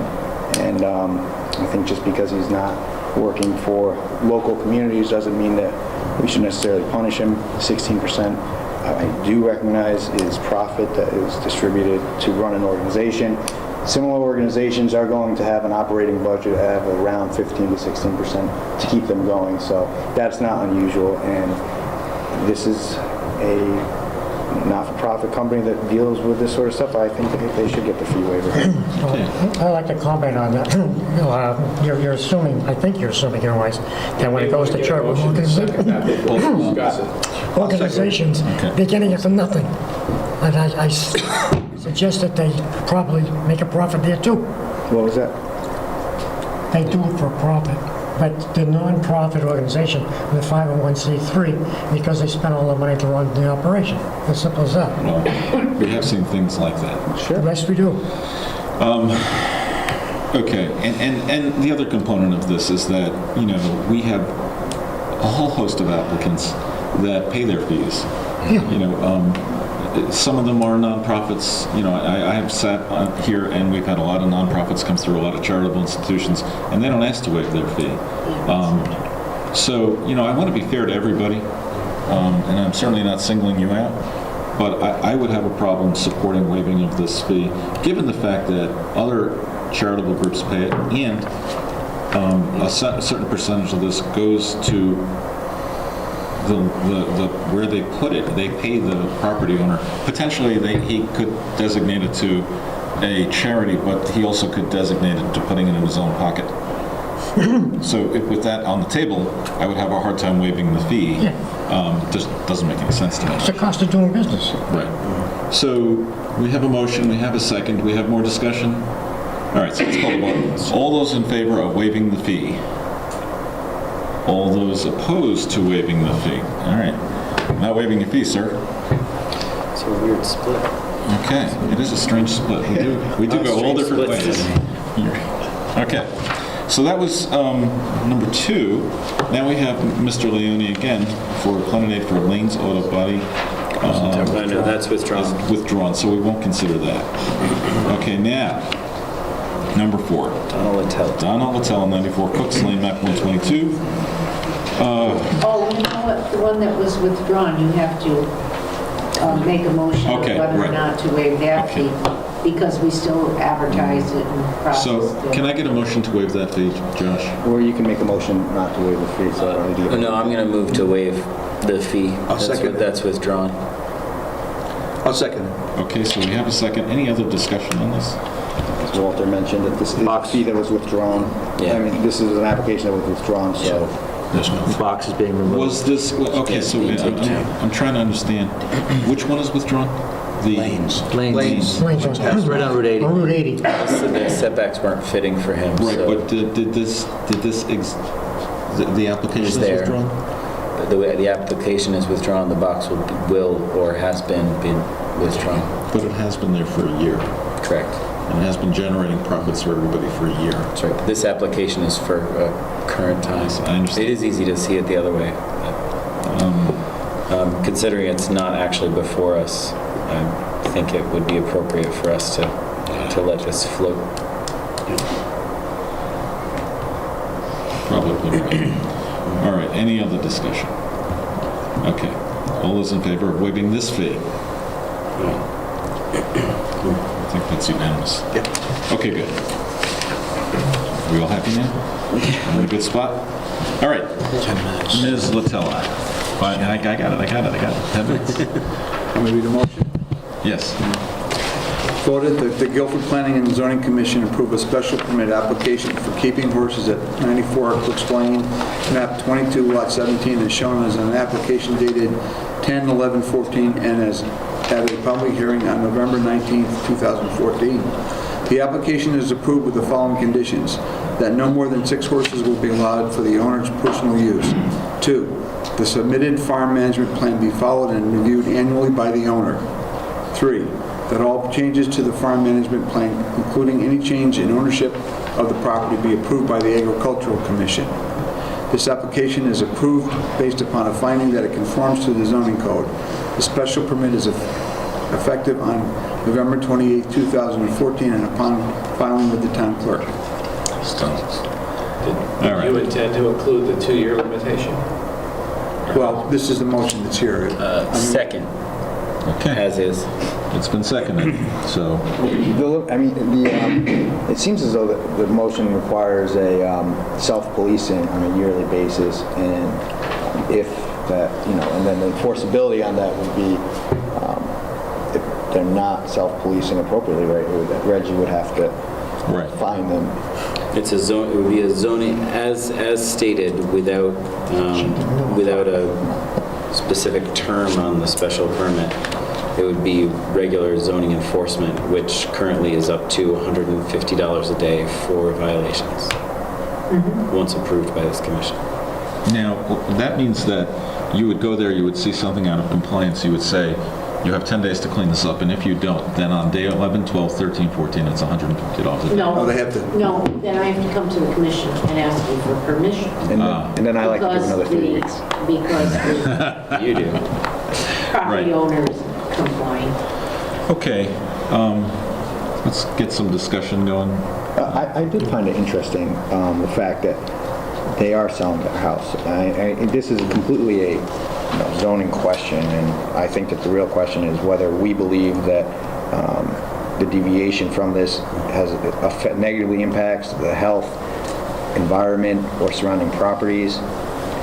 And I think that what I got out from the surrounding property owners was that, or is that, if these rules, this management program is, in effect, then they don't really have too much of an issue about having an impact of these horses here. And that was my sort of take. I think what I was hearing was that there was concern that the property was going to change hands and that the new owners would not necessarily comply as rigorously as these folks have demonstrated they were going to comply. I agree with your point. I'm just, it crosses my mind that maybe they're doing this to enhance the value of the property. Right. And get a better price for it. Right, but we These things in place. we sometimes grant sometimes we grant an accessory apartment permit and the person's property becomes enhanced in value. So we do that from time to time, and it's in keeping with what we do. I don't know that the property being for sale is something that we should really consider. It's not a zoning issue. Councilor made a good point in many of the things he said, although the letter from the Ag Commission now appears to be valid based on draft minutes. But all of the letters sort of paint the same picture that 6 horses are sustained appropriately by the property. My biggest concern from our standpoint is that she, regardless of the number of horses that she's had at specific moments, there's a detriment of reliance here where we tightened things up on really an existing use of the property. And while I think that we technically had the power and maybe even the right to do that, she's got 6 paddocks. She's got a setup for 6, and the distance from the water sources, as well as the conditions that we've got, here, our existing enforcement is adequate to handle the types of problems that would arise from this in the future for the next door neighbor, even though I know that the manure's been a source of frustration for her in the past. Right, but one of the standard practices in agriculture is to spread the manure out on the field. Yes. It's not just because this is a horse farm and they want to get rid of it. But farmers all over, not just Guilford, but all over the world, put manure down in their fields. So, I don't know that that's even applicable here because it's a standard agricultural practice. We didn't fully discuss with the next door neighbor our enforcement regime and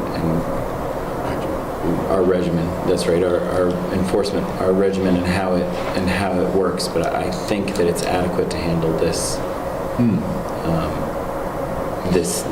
The kinds of problems that she has described, and if they're not taking place, then it won't be necessary, and if it is taking place, it'll be easy enough for her to and communicate with enforcement. Right, the neighbor, if she becomes aware of something, she can call Reggie, and Reggie will, I'll have the Ag Commission go out and look at it. They're our authority. Or Dennis. They are. Yes. That's right, yeah. All right, so the Ag Commission is the authority on this, and When we get complaints about animals, keeping of animals, we refer them to the Ag Commission, and they will go as a group out to the property and inspect, and make an evaluation. Okay. Because I'm not an authority on proper manure management. I'm learning to become an authority on manure, I'm afraid. Okay, Tom, you got to have an opinion on this. No, I don't. Come on. He's already got it. He made the motion. I made the motion. Richard? I'm with Walter, and we've got a regimen of enforcement, regimen of mechanism is in place. If it goes past Reggie, it can go to Dennis. Right, Dennis knows that stuff too. Yeah, if it creates a real water problem, we have other enforcement as well. Yeah. All right, so Josh? I'm all set. I guess the concern I have is, right now, there are only 4 horses, which I believe is in compliance with the code that's written. With the current, that's right. And the reason for granting this is to potentially afford a future owner this same right. You know, we're not really taking anything away from them now, but leaving it the way it is. They have 4 horses. If they want to... They want to acquire 2 more. Yes, The owner wants 2 the more. owner has They said want she 2 more wants 2 more currently. horses. So separate from them selling it, the owner has said they want 2 more horses. And one horse is in college. Right, one horse is in college. And we'll matriculate. We need to take a quick break while we change tapes. We're right at the end of a tape, so I'm going to ask you all to please not discuss this case until we get the new tape in. Okay? Thank you. Thank you.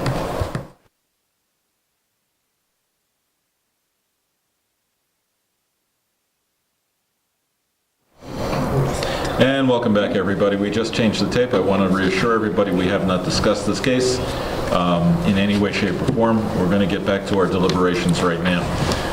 So we're talking about the application for the horses. And you know, I guess we really should not consider whether or not the property is for sale, because that's not a zoning issue. You know, the truth is that if we were to approve this, if that's what the outcome of this is, and we make certain things have to happen, that would also apply to the new owner too. And we'd have the same compliance things going on, whether these folks own it or they are fortunate enough to sell it and move away. The new person would have to meet those requirements too. So I don't know that selling it matters. What do you think, Tom? Well, I do have a question, though. If we do this, does that necessarily imply that someone else could just move in there and have 6 horses without coming in, them getting a special permit? I think it travels with the Well, land. it depends what conditions of approval you put on it. We have a recommendation from the Ag Commission that any change in ownership of the property must be approved by them.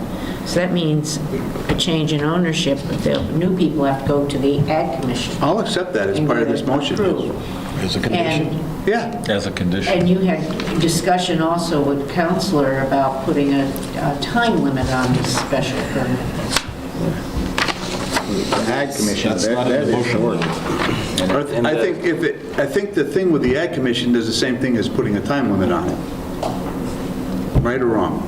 Well, no. So the added condition Tom is talking about is any proposed changes to the farm management, no. Okay, yes. Any proposed changes to the farm management plan, including any change in ownership of the property, must be approved by the Agricultural Commission. Did you just read number 3 from the motion you have on the floor? Yeah. No, but the change in ownership is that actually included in our original? Read number 3 is the one you have on the floor. It's there. All right, yeah, so we're all set. All right. Sorry. It's already there. I'm sorry. We're good. We're good. We don't need to re-second. So what untied ends do we have? We have that if it changes hands, they have to comply, and it has to the Ag Society is going to get in. And so the change of hands and ownership doesn't really apply. We have the Water Authority saying if it gets near the water, we're going to get insane, and they're going to be testing for that. We have a question about the manure management. But the problem is it's set against the backdrop in an agricultural community where standard practice is to spread the manure out onto pasture land. And self-policing, though, you know, the neighbor could certainly... Well, you know, one thing I want to say about self-policing is I manage a company and we self-police for OSHA requirements. And, you know, we really do it. You know, we absolutely do it. And we do it because at any moment they walk in, if they show that you need to document it, and if you don't document that you did it, the fines mount quickly. So self-managing it kind of works. Plus that we're going to have the added observation of the neighbor that if they're not complying, I'm sure we're going to get a phone call right away. So with all that on the table, what other things do we have on tied right now. Well, I was wondering, I don't know if I was fully understanding, but the attorney had a lot of issues with the site plan, and he was bringing that up. Are there any problems with the site plan? Well, how does the site plan apply in this Yeah, case? that's what I'm asking Reggie. You know, I don't know that that's, I don't think so either. I just wanted to, Reggie say Well, that it is or it is not. the neighbor brought up the fact that there are other structures on the property that were not on the site plan. but how does that apply to us granting whether they keep extra horses there? Yeah, right. It's not related. It's not.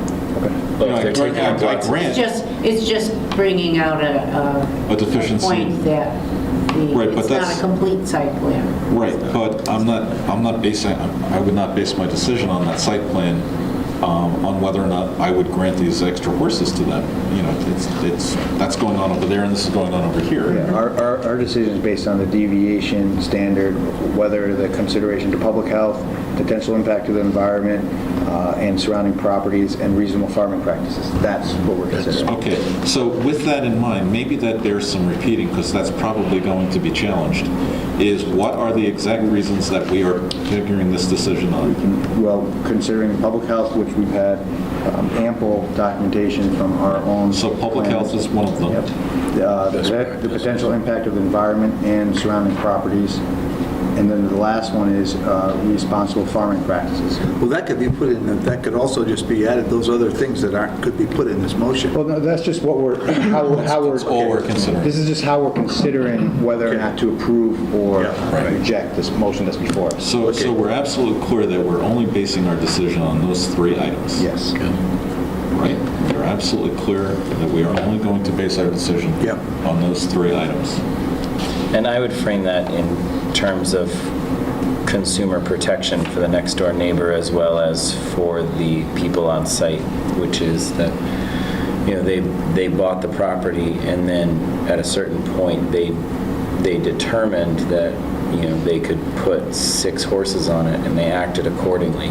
And at the same time, the next door neighbor really needs some assurance that that certain kinds of farming nuisance won't occur or won't get out of hand. Right, but we have that. Correct. And not only do we have that a little bit, we have that a lot of it, you know, where we have multiple layers of testing agencies and experts. And what was the penalty if this isn't complied with? Is it Well, it could be 10-day up to notice $150 Reggie a and day. clean it up plus $100 a day or something like that afterwards? She can come back to us for fines. Yeah, it can get up to $150 a day, correct? Right. Yeah, I just want that in the language. There's a penalty involved. That is our standard. That's what we hold everybody to, and that's pretty effective. You know, we've had some instances where people have kind of said, no, we're not going to pay attention, especially with the height of a house. And you know, a couple of months of $150 a day, and holy That's cow. quick.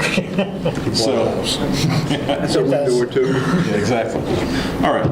So what are we left with? Any other things to discuss? Call the question. All right. All those in favor of approving Ms. Latella's application to increase the number of horses allowed to 6? All those in favor? Aye. Aye. And we got unanimous. No opposed, no abstentions. Congratulations, folks. All right. These amendments for 27319 apartments, accessories, are we able to vote on? No. Yeah, we are. Yeah. We're at that point. Okay. All right. I don't know if I have the right order on this, so I'm going to just read one. I'll do voted that the Guilford Planning and Zoning, never mind. I'll amend to the, I strike that, I guess, from the record. Amend to the zoning code, Article 31, Town Center, South Overlay Zone District, add to 273-251 standards for special permit develops the following: M, setbacks, buildings, other structures, parking areas, and driveways shall meet the following minimum setback property lines. Parking area is 15 feet. Driveways, 5 feet, unless appropriately buffered with fencing or landscaping. Residential buildings, 35 feet in height or less than 20 feet. Residential buildings greater than 35 feet in height, 30 feet. non-residential buildings, 30 feet, accessory buildings, garages, sheds, etc., 12 feet. Setback areas shall be landscaped and/or fenced so as to ensure privacy and minimize the impact of development on adjacent properties. Second. Do we have any discussion? George really wants this. No, we don't. George really wants this. That's the discussion. That's it? You know, this is, you know, Before you humiliate George further, Mr. Chairman, I would like to call the question. well, I just want to say that, you know, we have gone over this and it seems reasonable in every way, shape, and form. I can't think of a reason why I wouldn't. So in that, I would call the question. All those in favor? Aye. Opposed or none? Abstaining or none? All right. Next up. All right. I guess this is another amendment. There's two that are still under hearing though, right? No, they're already there. Already act on. So this is amendment section 273-19B7, apartment accessory to single-family dwelling. B, conditions, the following conditions shall be met. Number 7, any alterations or additions, including outside entrances, reasonably maintain the appearance of the building as a single-family dwelling, and also do not result in any increase in nonconformity to these regulations. See definitions for building accessory for connection requirements. And that is it, right? Well, that's great. Yeah. Now, this is just cleaning This up. motion should include a finding that this conforms to the plan of conservation development and also an effective date. All right, so are you adding that to your? Yeah, I could add that to my motion. Isn't that on the motion as written? No. Unless I'm just reading the amendments themselves. Here. You're on your motion. Just write this amendment. Ah, great. I will include that this amendment is approved based upon a finding that the proposed activity will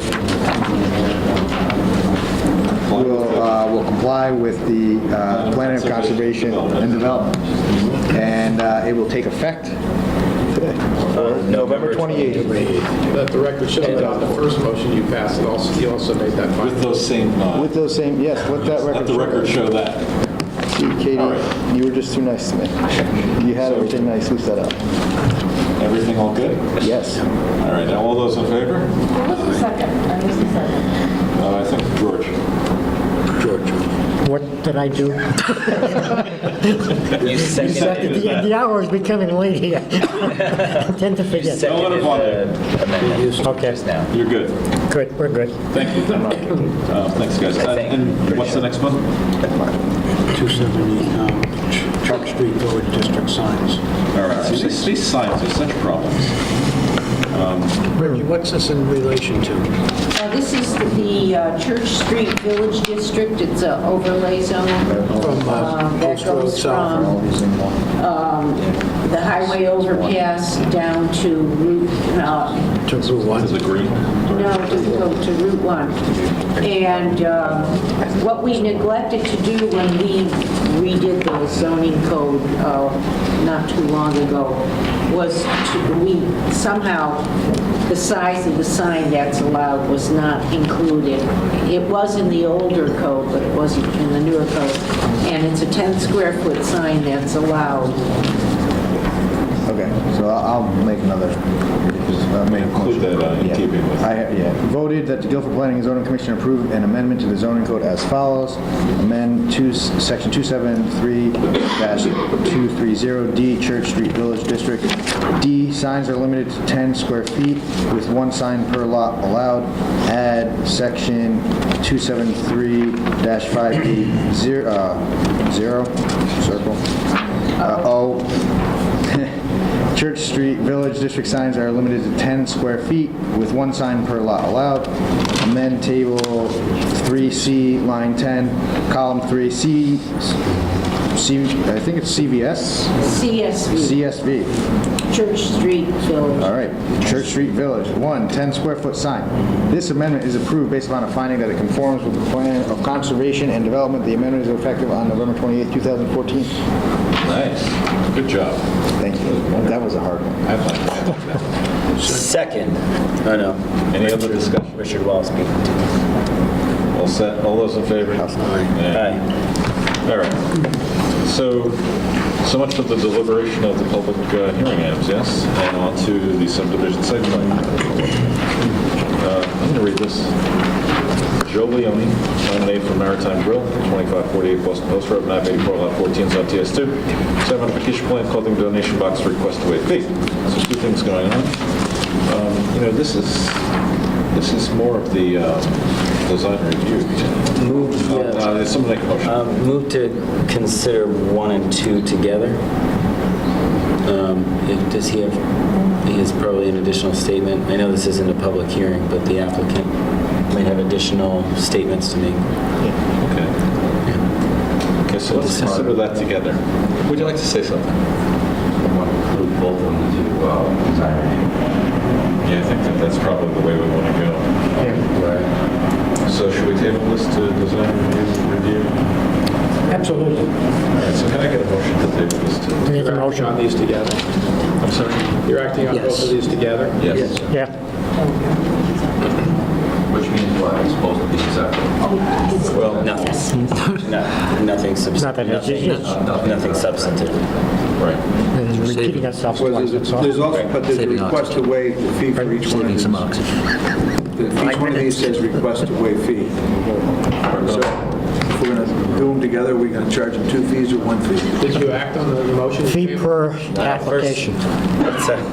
That's a separate motion. First, we need to vote on... Well, we didn't get a second on Mr. Underhill's motion. Second. We do have a second. All right, so we have a motion to table this to design review. Tom? What? Anything? No? Okay. Pending design review, right? Right. Yeah. Now, these are the yellow metal ones that are close to the road at this point. I think we do. Yeah. So I might urge you guys to consider Yeah, what happened flipping for this one. Couldn't find We all it. set? Yeah, we're all set. All those in favor? Aye. Up to design review with that one. I voted no. Take the nays and the abstentions, just in case there's an abstention on Two this. abstentions. No, I'm going to take a no vote on that one, too. All right, so it's, do we have 4 and 3? We have 4-3. So it still carries? Yes. Okay. All right. High race. It is. It's a tough meeting. The tease. My back is killing me. All right, number 2, Joe Leone.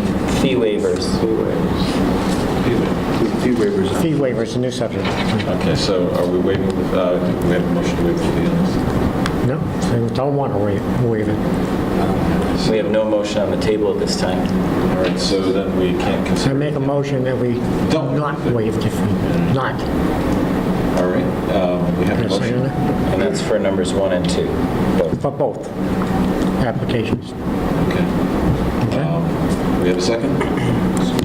I'll second. Okay, all those in favor of not waiving the fee? Okay.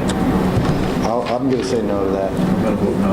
All right, so 2 of them want to waive the fee, and 5, I'm sorry. And Get it 5 backwards. That's exactly right. Right, you're That's right. exactly right. And 5 5 to 2, Right, so, not to waive the fees. right, okay, good. All right, so that takes care of all of those 2, and now we're up to George Norton George Joint Effort LLC, 350 Village Walk, map 47 lot 213, Zone TS, site plan modification expansion of exercise center, receive and take action. Yeah, come on. As we're doing, Great. my name is George Norton, as I am owner of Croydon Outdoor Exercise. It's a small exercise center for people over the age of 50 that don't want to go to a big gym. It's 1,100 square feet currently. Look at this, 2 potential members. So what I'm proposing is I'm trying to, the awning place that was next door to my location currently moved out last month, so we're looking to expand and double our size. So I'm just looking for permission to change from a retail to a service space. That's more or less. Nice. That's over on Village Walk. Yes, sir. Does that increase or decrease the Parking? It's fine. Parking is Or septic. It's a wash. It's a wash. And no issue with septic. Sewer. septic? You have a memo from the... Oh, we should read that. Oh, yeah. Yeah, I'm not changing anything. There's no showers going in or just this. Do we need someone to read I would, but I can't find it. Oh, okay. How much does it cost for the membership? I've got a letter here from George, depending on the Dennis outcome Johnson, here. right here. Oh, really? Yeah. Give it up. Planning and Zoning Commission, to the Planning and Zoning Commission, November 18, 2014. The applicant's proposed business location expansion is compatible with septic system facilities currently existing on the site. That's great. Thank you. I move that. You're moving, you're making that a motion? Yeah, I do have questions. Wait, we got to read it. No, okay, you want to go, I mean, do we have a copy of it? Is there any site plan or anything? It's just the existing. So there's going to be, we know that we know that within inside the space that he has adequate bathrooms for his customers? It's not a zoning issue. Health department issue maybe if he had, but the bathrooms need it. You know that the septic Septic is Okay, okay. all right. No site improvements. Did you pick up another bathroom when you pick up the space? Yes. There's no site improvements pursuant to this plan. Okay. Do you take decrepit people under 50? Make it exciting. Yeah, or any type of chronic data. So I have 3 people with some disabilities. Oh, see, so he does. So we're all set. Voted that the Guilford Planning and Zoning Commission approve a site plan application for the expansion of an exercise center for George Norton Joint Effort LLC at 350 Village Walk, map 47, lot 21-3, as described in an application dated 11/13/14. The application is approved with no conditions. This application is approved based upon a finding that it conforms with the zoning code. Second.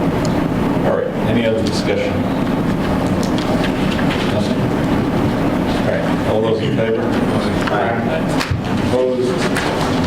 Abstentions? Sorry, Congratulations. to last. Appreciate it. Okay. Did you go?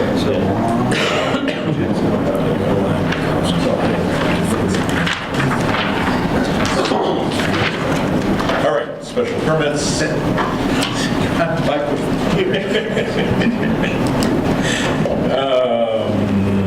Okay, Guilford Agricultural Society, 111 Lover's Lane, map 40, lot 138, zone R3, special permit application for original special permit approved May 17, 1989, to allow permanent use of Barnum Pavilion, Article X, receive and set public hearing date 12/3/14.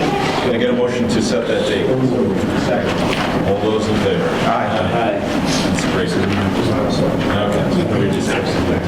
The Leggy, Cheryl, 133 Shelby Road, map 13, lot 2, zone R5. It's here, George. Coastal area management.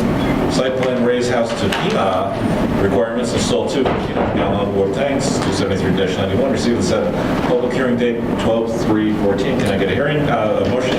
So moved. Second. All those in favor? Aye. Carries.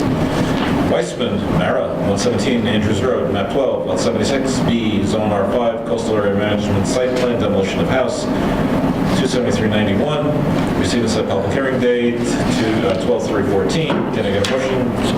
Second. All those in favor? Aye. Ron, David and Janine, 57 Rock Lane, map 10, lot 70, zone R2, coastal area management site plan, reconstruction of existing dwellings, new driveway and patio. Section 273-91, receive and set public hearing date 12/3/14. Can I get a motion? So moved. All those in favor? Site plan zoning amendments. Delete and replace. 273-47, site maintenance outside display of merch. I know what this is.